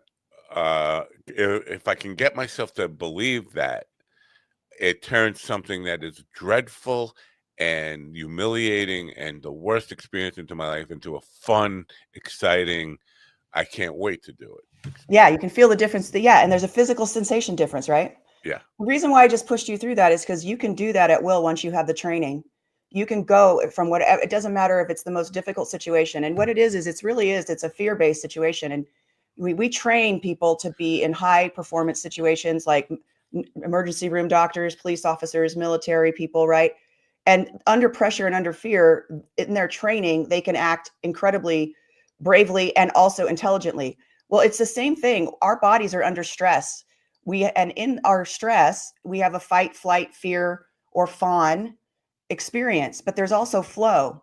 And so once you get the training, no matter what stressful situation you hit upon, I mean, no matter what, you can actually understand how to shift your mind into a place where you come into instant control, peace, and a discernment. And in that, you can actually lead yourself to the solution that's going to work. And there's profound results in being able to do this with yourself. The problem is most of us, we don't even pay attention to what we're thinking. The biggest problem that people have learning to do this in the beginning, not for very long, but in the very beginning, they don't even know what they were just thinking when they feel the tight sensation hit them. They'll be just walking along and all of a sudden they'll feel the tightness. And they're like, God, what was I even thinking? Because we don't even pay attention to our thoughts, but that's creating our world. Well, it's just that we have so many thoughts. At least it gets cluttered. And there's a lot of. I hate to sound like a schizophrenic. There's a lot of voices going on inside there. A lot of internal dialogue. There is. And how to shut it all up and just pay attention to one thing, which was the immediate challenge when you started talking about things that are causing you whatever anxiety and all that stuff. There's so many of them. Just trying to narrow it down to one. And concentrate on one could be a difficult task. It's easier. I immediately I tried what you said, and I was feeling it for a second, and just tell you how my luck goes and why stuff like this I feel like doesn't work well for me. As soon as I started feeling better, I got a message from my grandmother saying that my dad's heart got worse, and all that like 30 seconds ago. This is why this stuff doesn't work for me. The universe is trying to kill me. No, I know, but no. That's exactly the point I'm making is if you learn how to do this, when that comes through those emails, those text messages, they hit us all and they take us off track. They destroy our joy. They destroy our capacity to be present with the people we love. And learning how to stop in that moment, that immediate shutdown feeling you had means that the thought you had about your dad's heart and what's going to transpire was not true. Here's the interesting thing. If it is true, the dire, unpleasant thing that is coming your way, you will feel an expanded opening feeling. You will not feel the shutdown anxiety. If it's true, you open. When I felt the lump in my breast, okay, and I thought, this is cancer, this is different, this is cancer, I opened, which I knew it was true, which set me up for all the doctor's visits I went. I walked in knowing I had cancer. When they went in and they did the ultrasound and they did everything. And I also knew that radiation wasn't right for me, that a double mastectomy was right for me. I made all the right decisions and they couldn't talk me out of my own knowing of what was right for my body. And so did the cancer go away without treatment? No, I definitely did treatment, but I did the right treatment. That's the difference. And it was over in 2.5 months. I was completely cancer-free and done. When I was a teenager, because we're bombarded with thoughts constantly. And a lot of times you don't get an opportunity to pay attention to it, but the important thoughts will cause a reaction in your body. So sometimes, and this is something I used to teach my little girl, like she'd have a thought and then she'd sigh. And I said, what was the thought you had when you sighed? And she goes, what do you mean? I said, when you sighed, that was your way of saying, if only. So what what were you thinking? And she'd tell me what she was thinking. And I said, so if only what? And she said, well, the test is on Monday. I said, so if what? If only you study for it? If only the teacher wouldn't have to do the test? Well, the test is scheduled. It's going to be there. So now what's your concern? And so that was one of the things I used to teach the kids is like, you're going to have thoughts all the time, but to help you narrow it down to the important thoughts that are bothering you, when your body has a reaction, yes, catch on to that thought. And deal with that thought at that time, because the other thoughts are, they're not as important. Did you collaborate on this book with Jen? You're in a GPS? No, I did not. I started this in 1993, and it's all original work. It's not a derivative of anybody's work. And I guess it is a tiny bit of a derivative. You know, Abraham Hicks, Esther Hicks. You guys familiar with that person? Yeah.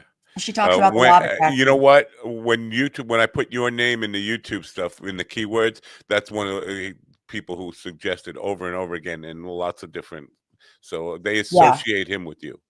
Yeah. So exactly. So it's a channeled group of people, soul family, I guess. This person is channeling, and I went through such abuse when I was a kid, physical, sexual, emotional. I was in foster care. I had all this stuff happen I was only in foster care for a short period of time, but it was brutal. And when I came into being an adult, I was sabotaging my life really bad. Blowing up at people like you talk about Mind Dog. I was blowing up at people. I was leaving jobs that I shouldn't leave. I was getting in fights with roommates and saying I'm going to move out and then not living in my car because not having a place to live. And a friend of mine gave me a cassette tape from Abraham Hicks saying, you're sabotaging your life. And in this, it's actually a woman. Abraham's like the person she channels. Somebody asked, how do I have the most successful life? And she said, when you have a shutdown feeling in the center of your body, what you're thinking is carrying away from your optimal life and your happiness and your success. And when you feel relaxed and open in the center of your body, you're moving towards, those thoughts are carrying you towards your success and happiness. And I knew that every single time I blew it in my life, I had that tight feeling and I was reacting from it. And so I started decoding this, and it transformed my world. And so it took me from a high school dropout living in my car, like you said in the beginning, all the way through getting my degree and then becoming one of the first tech CEOs on the planet in the internet age in the 1990s in San Francisco. And then I started teaching it, and it's transformed 40,000 people's lives already. I mean, it's just when it's already a part of us. We own this. We were born with it. We're feeling it every day. And so once you understand what the guidance is, that all anxiety is guidance, that you're off your blueprint, your physical blueprint. I actually truly think it's the Holy Spirit. I do think that this is exactly what, if you read the Bible, it talks about this thing exactly the same way as the way I teach it and the way it shows up in your life. And it's constantly guiding you into having a better life and having more beautiful, amazing relationships. It's a part of us, and we haven't even had a chance to really explore it yet. I hope many people, tune into this and grab it, like you said, and start writing books about it, because there's so much more to learn. It's so incredible. I'm curious because you're bringing this to beyond the individual level to maybe you didn't, maybe just my mind just went here to a societal thing. Can these things be? And the question I have is, if we can do this as a society, why are we so screwed up as a society? I can tell you why. That tight feeling, you know how uncomfortable it is, right? Stephen, when you just had that thing, when the text came through about your dad's heart, right? That immediate sensation, wasn't that suffering and unpleasant? Yeah, it was horrible. It's horrible. We're all in this place where we're feeling this horrible feeling, and we don't know what to do with it, because what you have to do is you have to change your thinking, and we don't know how to do that because our thinking is like a software system. So we're out in the world like a pinball machine banging off of each other with this horrible feeling inside. And we're able to be taken off center so easily by a news report or some dire thing happening. And we're out of control because we don't know how to control this experience that's happening inside of us.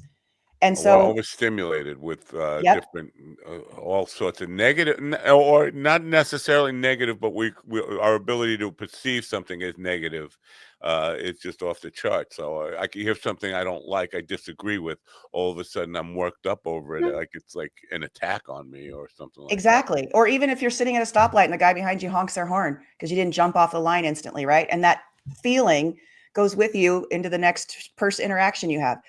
When you learn how to stop it instantly like that, you're like, oh, I just shut down, I just closed.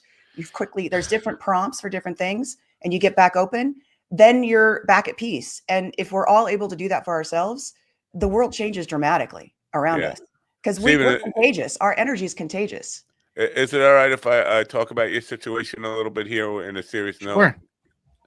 See, because Stephen's problem or perceived problem or whatever it is he's going through is uncomfortableness over a family member who is getting ready to pass, and they have to make the decision to pull the plug. Now we kind of made some jokes about that because GD has pulled the plug before and he kind of enjoyed it. He's the guy who does it. But I look at death, and maybe my perspective, and this is where I'm going with this, is the idea of my perspective on it is different than Stephen's. Like, pulling the plug is actually helping him be at peace rather than, and it's not a bad thing in any way. It's I would want somebody to pull the plug quick. So I look at my perspective on death is that I hope people who are close to death experience it quickly and get to peace as quickly as possible, rather than thinking that there's some negative thing about it. I agree with you. I agree, and I've lost my entire immediate family, and all of them tragically. And I think the biggest thing is this. I went and I looked at near-death experiences, Stephen. If you have a chance to watch some of them on YouTube, they're beautiful. This place that we're in right now is tough. It's super hard. And one of the things you learn by following your internal guidance system is that we actually are always okay. That there is a presence inside of us that is nurturing and loving and amazing, and you can get to it at any time. And that's where your dad's going back to. And I know it can be scary because you know your dad better than I do, and you probably know all of his faults.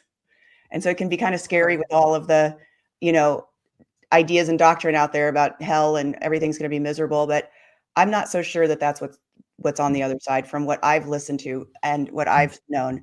And it really did help me immensely to research that. When I lost my brother, for instance, he was also in a wheelchair and he got lost in the mountains, and He ended up passing. His car got off a side of a road and he couldn't get out.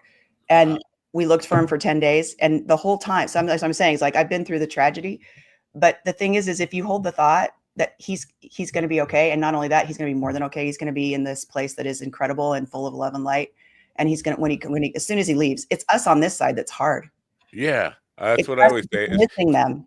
It's better for them. When we cry, we're crying for us. We're crying for the pain of we're going to miss them or whatever. But the pain is our pain. It is. And the beautiful thing about grief and the pain, Stephen, is you wouldn't feel that way unless you loved him deeply. Ooh. And there is an amazing gift in having the fact that you got to love that deeply and love that man that deeply in your life. See, Stephen, that's why I asked if it was okay, because I know that statement she just gave you right there, that had to be a feel. It hit. I know, because I know your situation, that it had to feel yes and no at the same time. Bittersweet. Yeah, it's just the last month for me in general has been really bad. And then, having to think of and worry about his comfort and his well-being at the same time as, I'm fighting the urge to Kurt Cobain myself, so it's one of those things where, is that right complicated songs? Thought process. Right songs that people can't stop singing? Yeah. No, invite Courtney Love over and give her a shotgun. Anyway. Oh, okay. Well, Stephen, if you would like to, after any time in the next few days, if you want to have a conversation, I've been through it a lot, and I'd love to talk with you. Wow, look at that! Better him talking to you than him talking to us, because we're not very compassionate people. He would say, text and say, "Look, I think my father is dying," and we'd be like, "Okay, what, you need help to finish it off?" Well, that kind of thing. Yeah, that's not lack of compassion. That is deflecting from our own pain, our own recognition of the pain, and like make you feel better though. I humor is my coping mechanism. I mean, as soon as I saw my family, I went in the room and I was like, maybe if I was molested as a kid, my adult life wouldn't be so miserable. Like, that was my first joke out of my mouth. Like, wow. That's just how I cooperate with the world. Is I make fun of it. Yeah. And that's actually quite healthy way to do it. There's worse ways to do it. Trust me. Do you talk about forgiveness? Because a big part of and I know we've kind of like all over the map here from using this internal guidance system to make good decisions, but a big part of my thing is I hold grudges against myself. Being able to forgive myself for all the mistakes I've made, it doesn't come easy. And but we also have to learn to forgive others, especially at times like what Stephen is going through, because the truth is, we are all human and all capable of the same mistakes, the same whatever regrets or whatever. So recognizing that is a big part of this process of letting go. Yeah. So here, the way I like to explain, yes, forgiveness is an important thing, but guilt. Let's talk about guilt for just a minute before we move into forgiveness. Guilt is always closing, which means it's never true. Okay. Whatever you're feeling guilty about is a lie. And what guilt is, this is one of those, like divine intelligent prompts. Guilt is a false belief about what makes you a good or a bad person that somebody put upon you. That's not true for you. Remorse is always opening. If you notice, with guilt, you never do anything about it. It just runs around in your head and drives you crazy. But with remorse, you feel like you need to make amends. You feel like you need to fix something. You need to change something, right? And so one of the first things to do is, especially when you're beating yourself up, is you need to look at, are you feeling guilty about something, which is a rule that's actually not true that you're believing in, because it'll never go away. It'll just keep hitting you over and over and over again because it's not true. Or is this remorse? Or is there something, and this is the question you literally ask, is there something here I need to do differently or make up for? And once you've separated the two of those out, the guilt is like, I'm not a bad person for that. You'll feel the opening. And that's when the neural pathway of your mind changes and that guilt will begin to go away. And it's healthy for it to go away because it's actually stopping you from living your life fully and being intimate with the people in your life. Guilt keeps us away from intimacy with others. Okay. Yeah. Where remorse, it allows you to make amends. And this is where the forgiveness thing comes in, right? Because once you can understand the difference between the two, most of the time, and there are people out there that are evil, I do believe that, but most of the time, everybody's doing their best, even when they do something that hurts you or wasn't perfect. It's like I can blame my parents for things, but then as soon as I hit 35 and I realized how young they were when things in their lives were falling apart, when I was 35, I was like, gosh, how did they even handle that at all? Right. You know? So forgiveness is a lot about realizing that everybody's doing the best, and you can use the internal guidance system to go back through a past pain and play with your thinking around what was going on with that person hurting you until you feel the opening. And when you feel the opening, you're in true forgiveness. You've released it. It's very powerful to go back and use this with trauma. Wow. Yeah. You said there are evil people, and this is something I wrestle with because I tend to I'd say 70% of the time, I agree with that statement. And then the other 30% of the time, I wonder if evil is just something that exists outside of us that will take over or manifest itself in good people in ways, because of things that happened to them. They allowed it in. They allowed that they gravitated towards whatever forces out there. When it comes to good or evil, or those ideas, do you think those are forces of nature, or do you think there are people who are born evil? And I always bring up Hitler. Like baby Hitler wasn't evil, right? Well, Yeah, he was. Yeah, every little Jewish baby that was in the incubator in that little hospital ward, he took them out. So I know, but here's the thing. I mean, so I believe, yes, I do believe that there are outside forces that actually are working to co-opt and own the human soul. I absolutely do. You can actually see it. But then they're just to answer your question, yes, I do believe there are people that are born evil, but I think they're born evil because their families are a part of something, lineage after lineage after lineage, where they're actually crafting that experience for their kids, and to go through. And there's just and then there's also good people who get abused by other people, and then they become bad because of the pain and the hurt, and that's all they knew. Yeah. So it's a very complex experience that we're in here on this planet. I have to kind of ask you on this though. If somebody, wow, I mean, this is a really, I don't know. It's uncomfortable for me to think about. I have to think. I have to express that if a baby is born evil, if a child is born evil, can they cleanse themselves of that? Can they exercise that? Yes, I do believe that they can. Wow. I do. Yeah, I mean, I've just spoken to people who's been a part of families who are engaged in things where, yeah, that's what would it require recognizing that there's evil in me? They know. The person knows that's involved. They know. Wow. They know their family. It's not a hidden thing. That left it a weight off me because I was wondering. No, I don't think they're evil. You say they know. I don't know. But here's the thing. If you're even worried about having a big ego, if you're worried about being evil, if you're worried that you're a narcissist, you're not. because the people who are truly in that aren't looking at that side of life, right?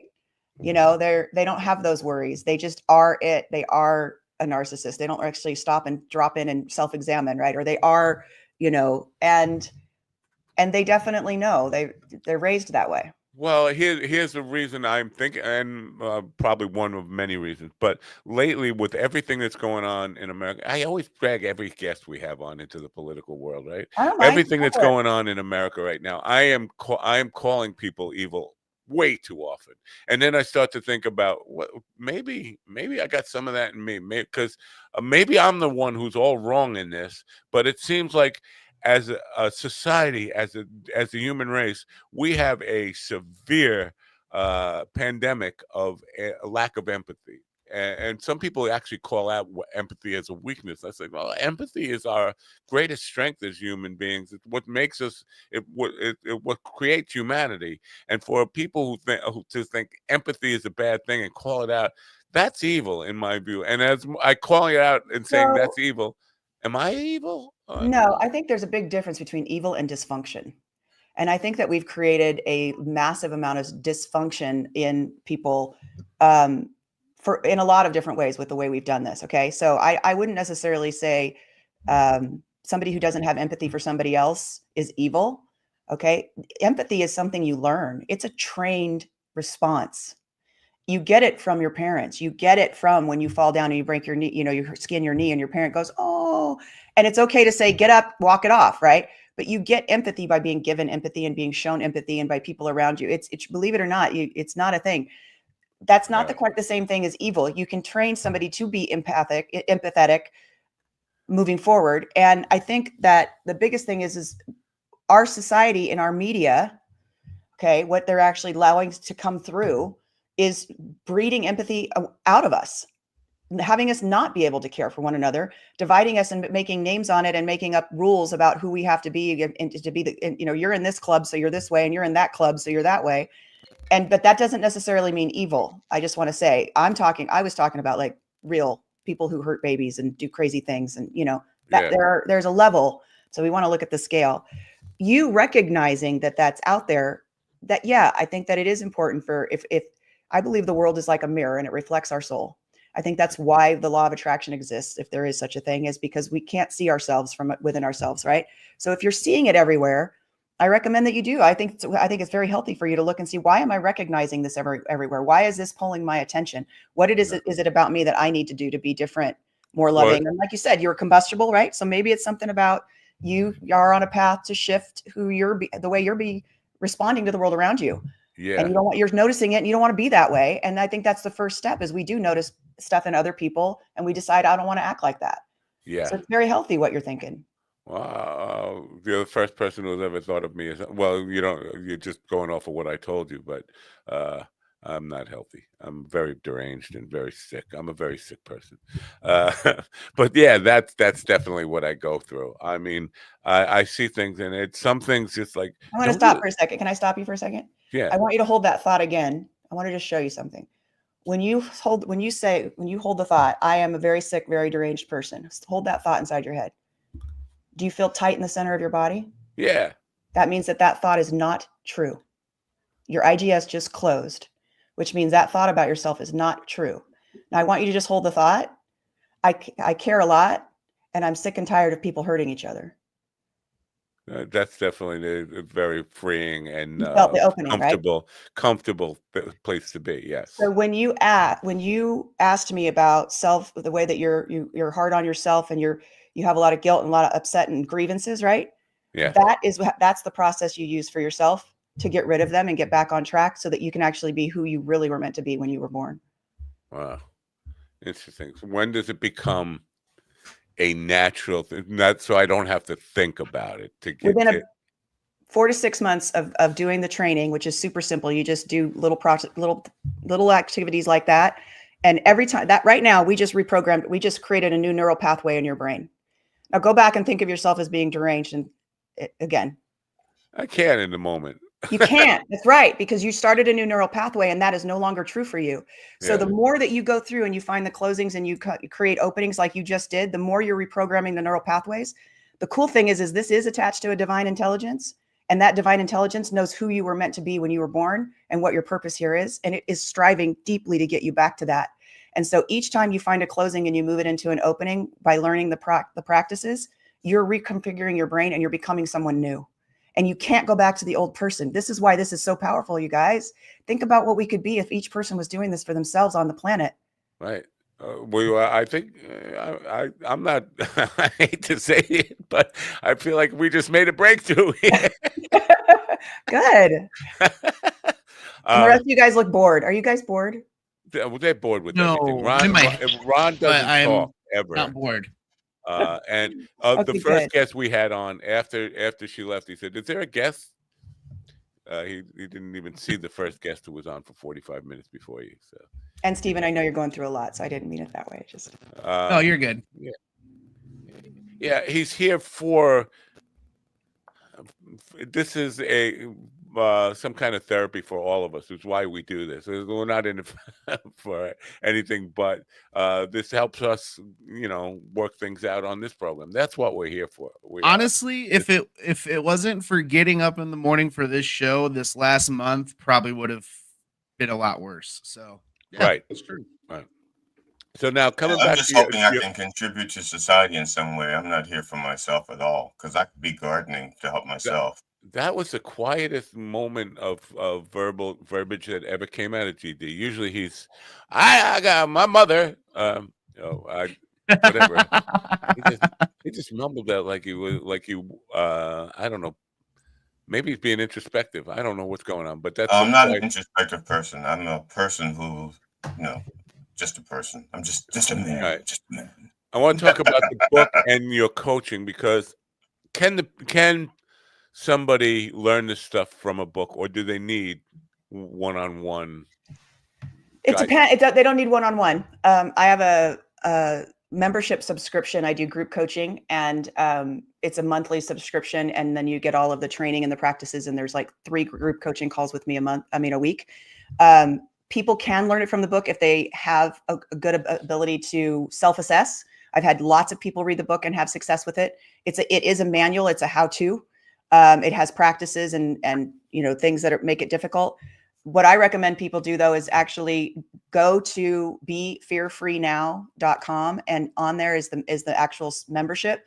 It's $47 a month. It's super cheap, but you get a 14-day trial of the first 14 prompts that you can use, like we just did, and you just go through them every single day. And by the end of the 14 days, you'll know whether this is something you want to continue to do. Most people takes 4 to 6 months, and they've mastered it, and they're off, and they're living their lives and being able to do this on their own as they're moving through their day. It's not super complex. It takes a little bit in the beginning because it's a little weird working with your mind, and actually paying attention to what's going on up there.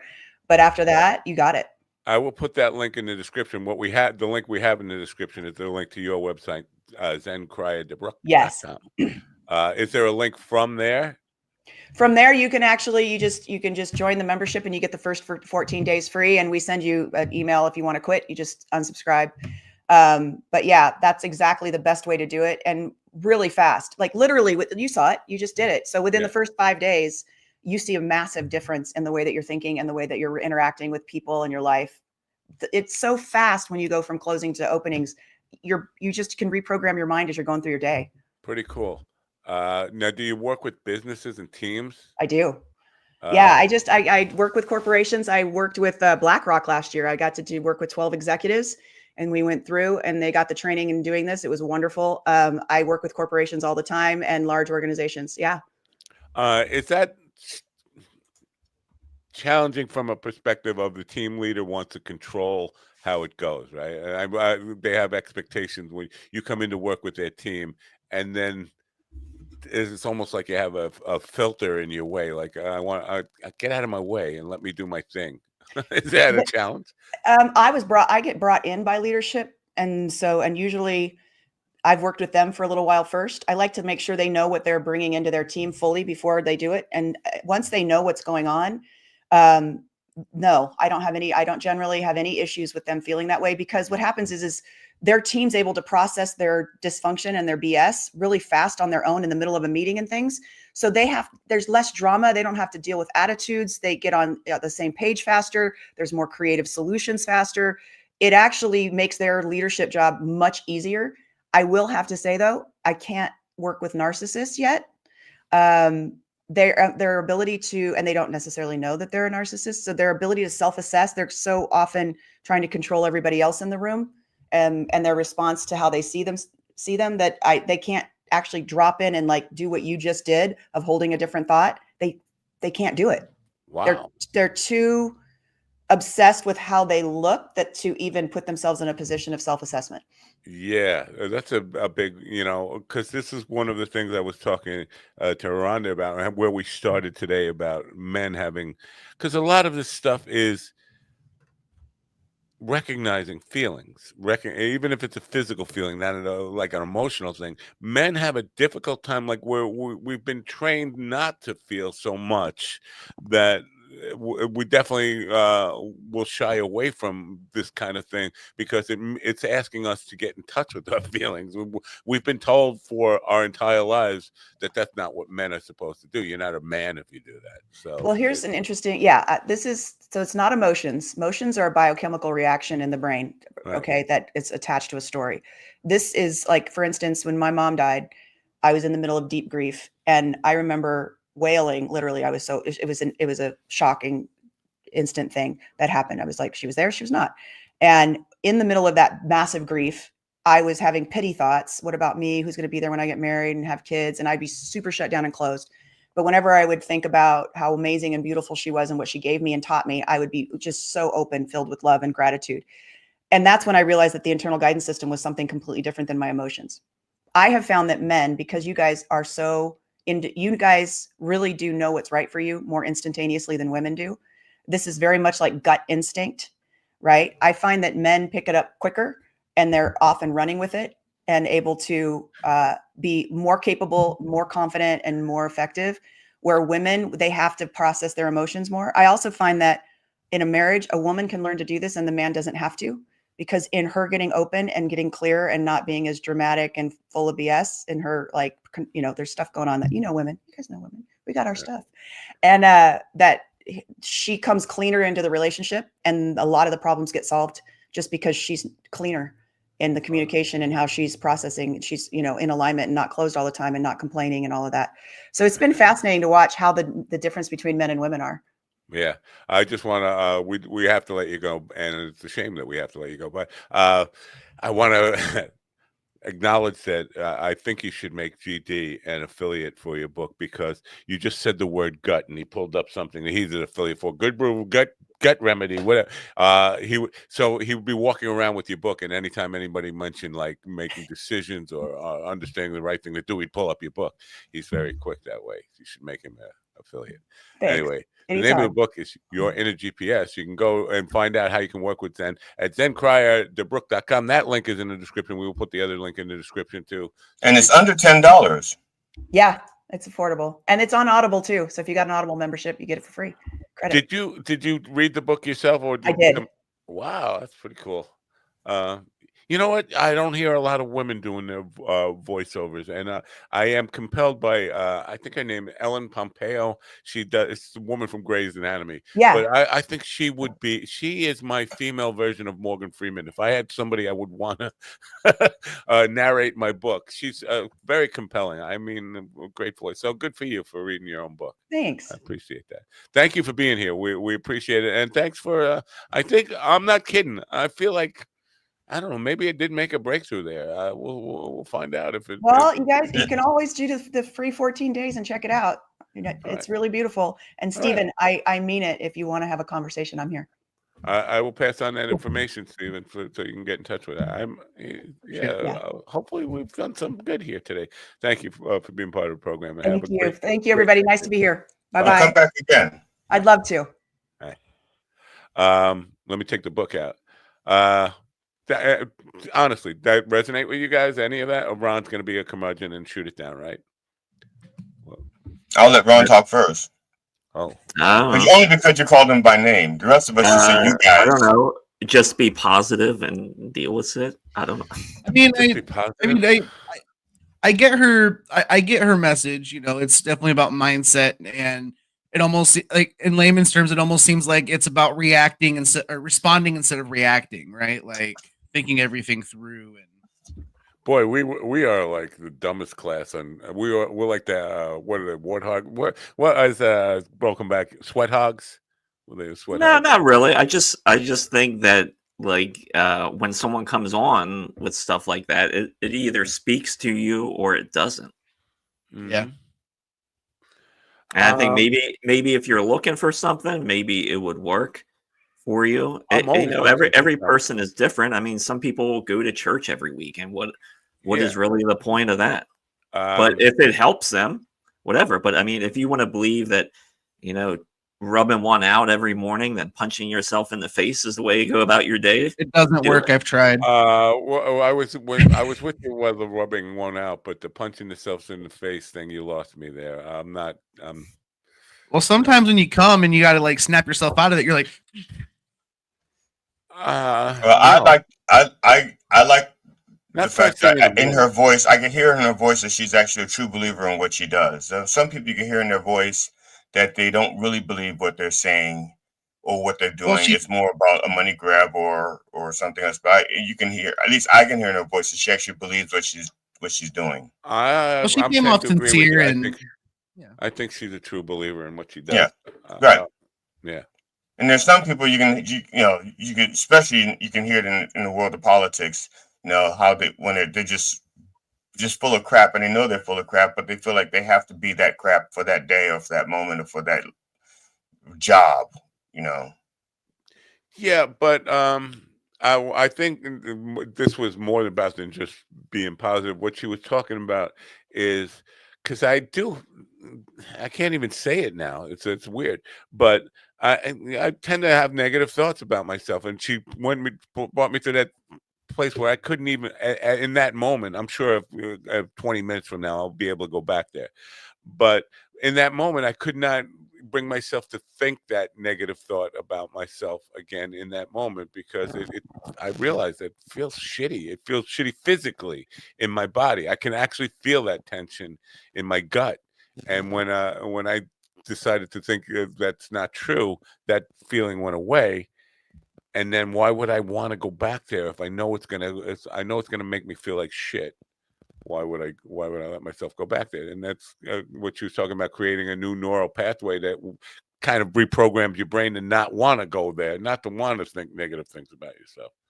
So I don't know. It's more than just thinking positive. I don't know.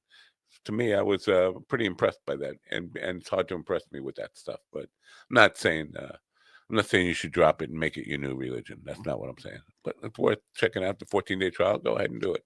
Yeah, it's only $9.99. What is it? $9.99. $9.99. Not bad. That's cheap. Yeah. Yeah. No, I don't know how many pages it is, but it's $9.99. All right. It's Friday. What do you got? What do you got Friday? You got no. You got. I got. Go ahead. I'm gonna go grocery shopping, and then I'm gonna go to the dispensary, and then I'm gonna come back home and wallow in self-pity, and then go back to the hospital tomorrow. When you say go to the dispensary, you have to cross state lines. Mm-hmm. Yeah. Yep. Now, what do you get at the dispensary? Are you going to get gummies? Usually get gummies. Wait. How much are you going to invest on this dispensary day? Happy dispensary day, everybody. I throw in $25. $25? What the hell do you get for $25? You get $25 pays for my vape and my portion of the flower itself. Wait. You say you vape and I can't. Oh, if I'm not vaping, I'm raping. Is that you? Is that why you're going to the? You might cut out because you knew what you were saying wasn't true. What do you mean? You might have mind intelligence or something, right? No, I don't have to throw in a lot. My brother who I'm staying with wants me to save all my money, so I don't even have to throw in. I just throw in because I feel bad. So this is a THC vape? Yeah. I thought you would maybe I'm wrong, but I thought you would I did. I quit for almost 2 months. Almost 2 months, like is 3 days almost 2 months? No, almost 2 months. I stopped until I came to New York. Days? I stopped until I came to New York, and then Ron's a bad blame it on Ron. No. I was planning on going to the dispensary when I came to New York either way. So, but no, I know if I go to my dispensary, I'm leaving there $125 short as minimum. I think in the total that we end up dropping there combined is like $75 to $100. And I go to Michigan's really cheap. Michigan's got some of the cheapest weed in the nation.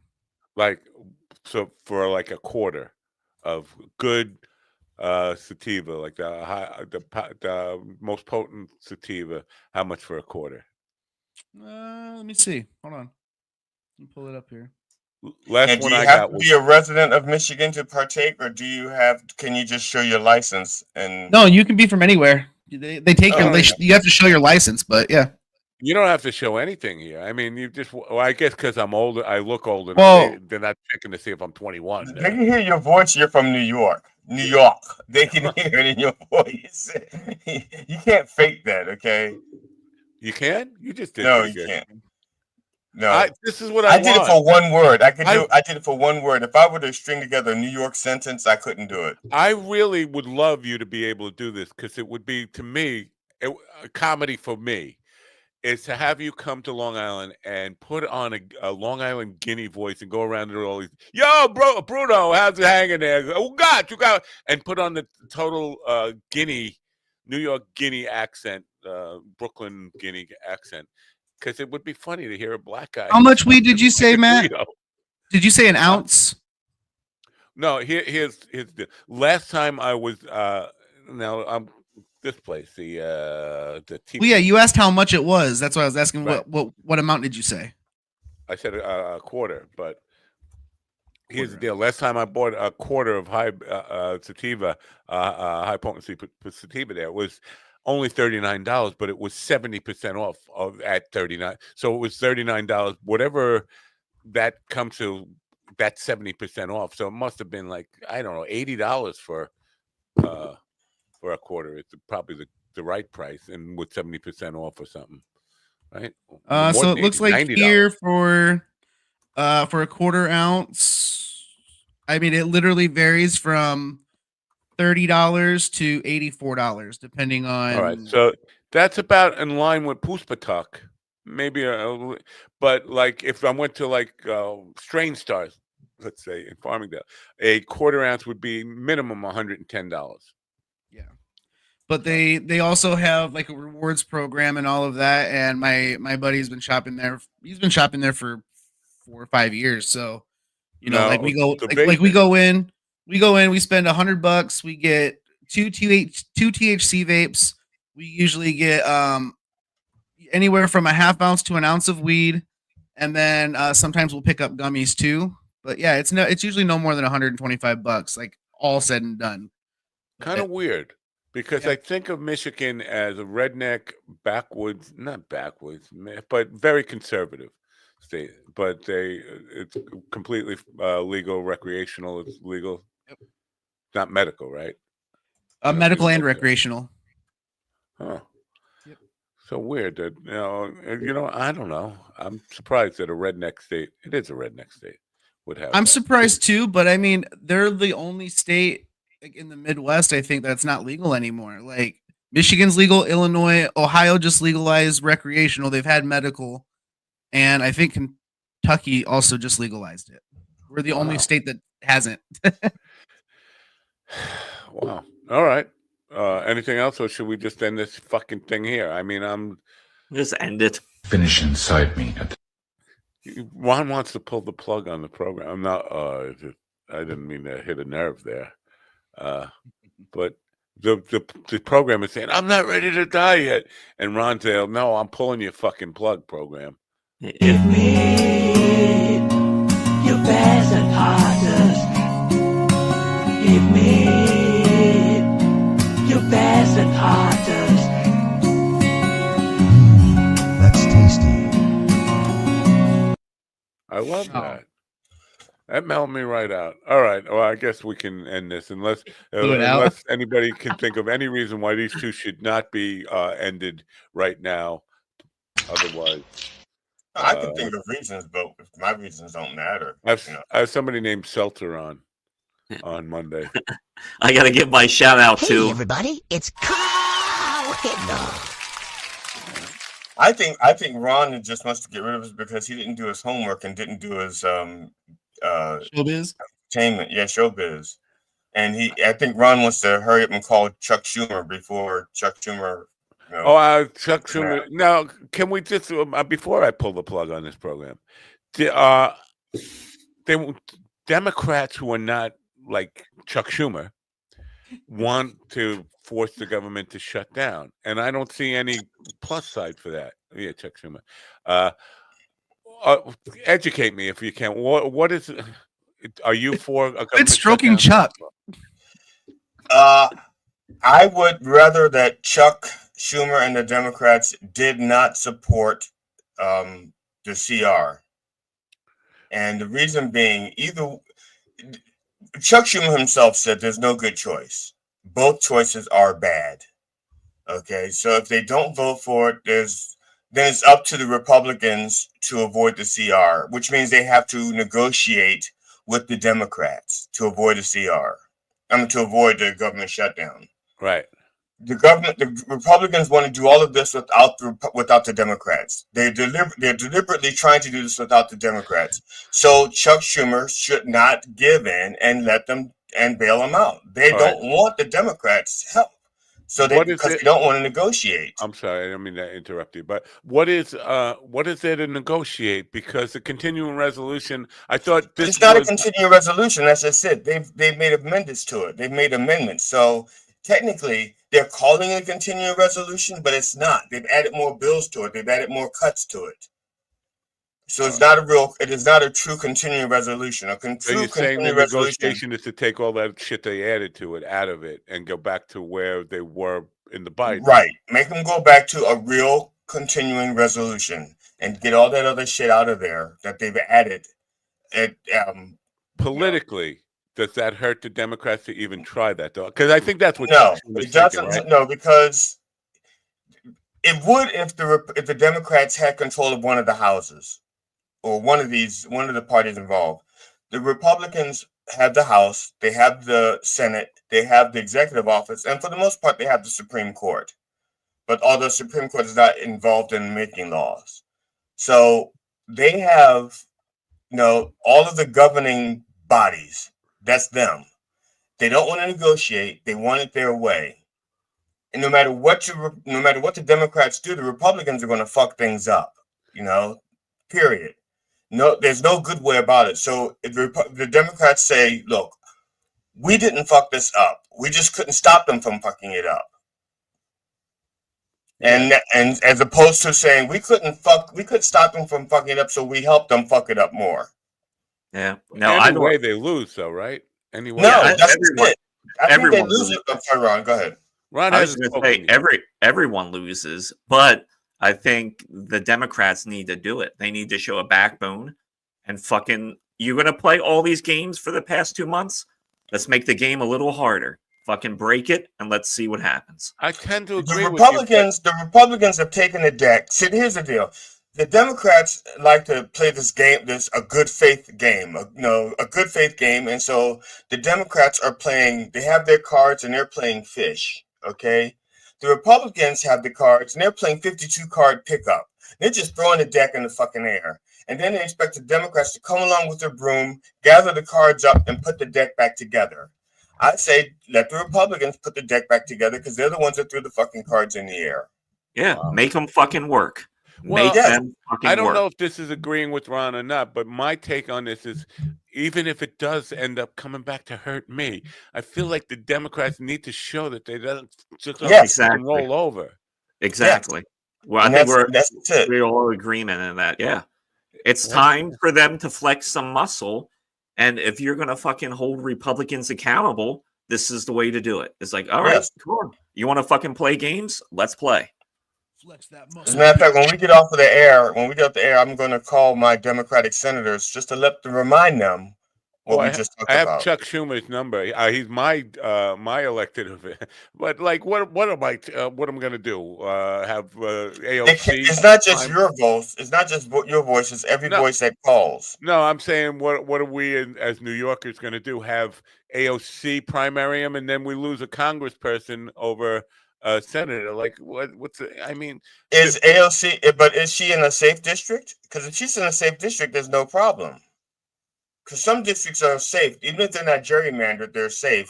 She's in the Bronx, the Bronx is a very Hispanic and black population there. And find another Hispanic to run. Huh? Find another Hispanic.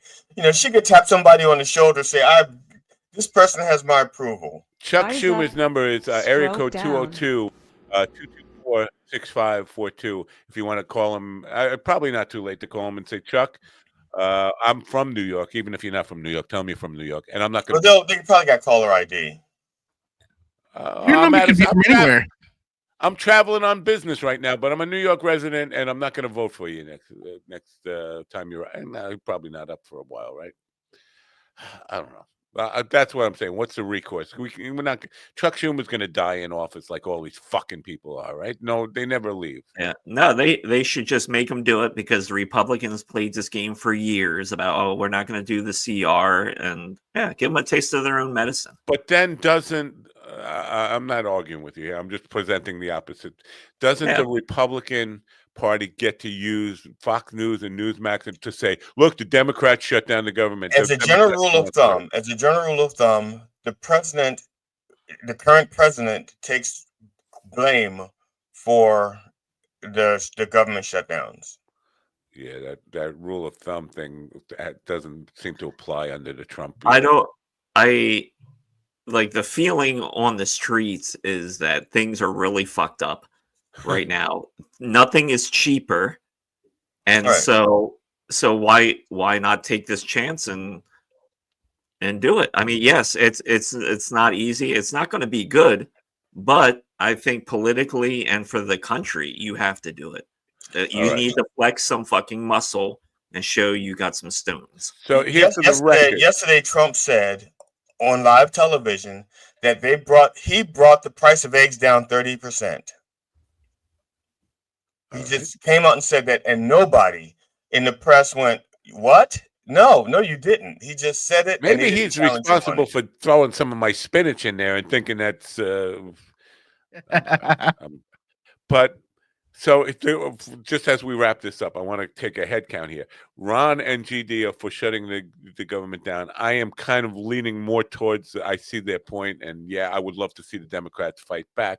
Stephen, you want to weigh in on this and share your opinions, or we have a final talk board? Just for clarification, I'm not saying that we should shut the government down. I'm saying the Democrats should not bail them out.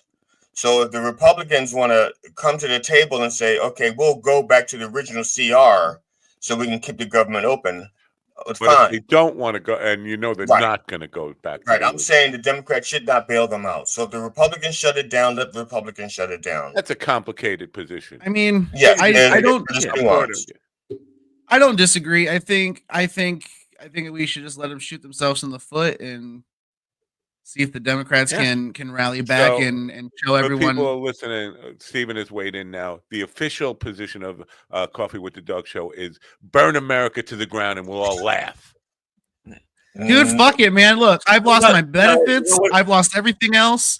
I don't even need them anymore. I'm going back to the workforce. Because if they pass it, then you already know what the narrative is. It's like, oh, yeah, see, us Republicans, we can get things done, blah, blah, blah. The Democrats bow to us, and they don't care about anything else that's going on. So I feel like I'm playing blackjack, and I got a 2 and a 4. Yeah, and if they don't pass it, all they're going to do is just blame Democrats. Like they always do, because it's not like an ace right there. Yeah. I'm like, it's not like Trump has a backbone. I mean, he's a weak, feeble old man. Yeah, right. No matter what happens, the Republicans and the conservative leaning media are going to blame the Democrats. Plain and simple. What the Democrats need to do is stand firm, stand strong, do the right thing, and take their lumps. And keep pounding out there. Don't send Chuck Schumer out there to be the messenger. Send people who are articulate to be the messengers for the Republican Party, for the Democratic Party. No, how about just someone that's exciting, that has a pulse? That's what I'm saying. Well, that's why I brought up AOC, because I did see an interview last night where she's like, "We have to stand up to them," and she was being very aggressive. And I don't know. She's aggressive, but she's also articulate. Her, Jasmine Crockett, but I mean, I love Maxine Waters, but you can't let her be the spokesperson, okay? Bernie Sanders is at least kind of exciting, even though he's not older than dirt. He's not older than dirt, but he is dirt adjacent. So, but he's exciting, And people do listen to Bernie too. Yes, Bernie still has his Bernie bros. He does have a certain. But he talks about the price of soup. But the reality is, if they do stop it, which I hope they do, they got to put somebody out front that's younger, hipper, and can fucking connect to people. Because no matter what age you are, who the fuck is connecting to Chuck Schumer? No, I totally agree. Part of this thing is why I just can't even. It's Chuck Schumer himself, his personality, who he is, what he represents. It makes me sick to look at him. So what he's saying, it's a really tough time for me to even buy his argument.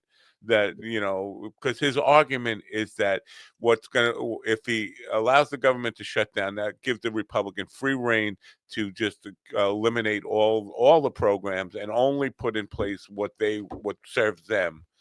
And maybe that makes some sense, but I can't hear it coming out of his mouth. I hate him. Right, and also in the CR does give Trump more control. That CR, they added more controls for the Trump administration. So if they we went here because now that's I'm why in a bad mood again. That's why they need to stop calling it a CR. It's not a CR. It's a CR plus. Yeah, you guys don't even appreciate me blowing up like that for you. I blew up like that for your enjoyment, and you don't even. So this will be fun. Let's put our wagers down. What do you? I'm gonna guess they are going to stop it. They're not going to pass it. My guess is it's going to be twisted in some way to try to make Trump look like the hero, even though this is his doing. If I had to guess, if I have to bet, Ron forcing me to bet. I'm going to bet that Chuck Schumer has more weight than I want to give him credit for, and he's going to fucking block. He's going to go with the Republicans and not block the continuing resolution. I think they're going to allow the continuing resolution to come to the floor for a vote. That he's not going to stop closure, and I would like to think that no more than 4 Democrats are dumb enough to vote for the CR. What if all the Democrats just no vote? I mean, the Republicans get their way then, but at least they can't. I don't know. It's harder to blame people who didn't vote for it, right? They just didn't vote. Right. No, I think they have to vote against it. I don't think it's one of these cases where. Well, no, because they need 60 votes. They need 60 votes to pass it. So if they don't get 60 votes, it's not going to pass. I think even if the Democrats, voted present. They wouldn't have question. I know you know this. If the government does shut down, I still get my Social Security check this month, right? Yep. This month, yeah. Well, yeah, but in the long run, that's all the world cares about is my Social Security check. That's what I was concerned about. I went into the room and because my cat was saying, "Will I still have food to eat?" And I said, "It doesn't matter as long as." You're talking about your Social Security check. I'm talking about mine. That's the only. No, my cat. I'm talking about my cat. I'm not feeding your cat. No, that's what I'm saying. My cat was worried, and I said, "Don't worry, Matt will be fine." Because my cat says, "Will I be able to eat?" And I said, "No, cat, don't worry, Matt will be fine." So is your cat sleeping better now? She had a knot in her stomach, but she was so hungry she ate it. Well, as long as she gets in touch with that knot in her stomach and reprograms the neural pathways in her mind to understand that have an opposite thought, and she'll feel better or something. And she'll feel better if I rub her belly because it'll be. You know what you should do for your cat? You should tell your cat not to forget to turn on the radio.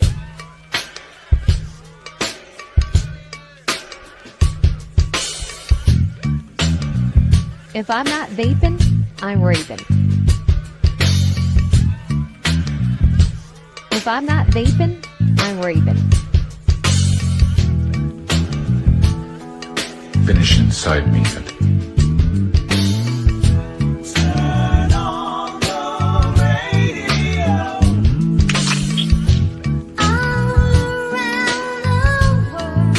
Finish inside me.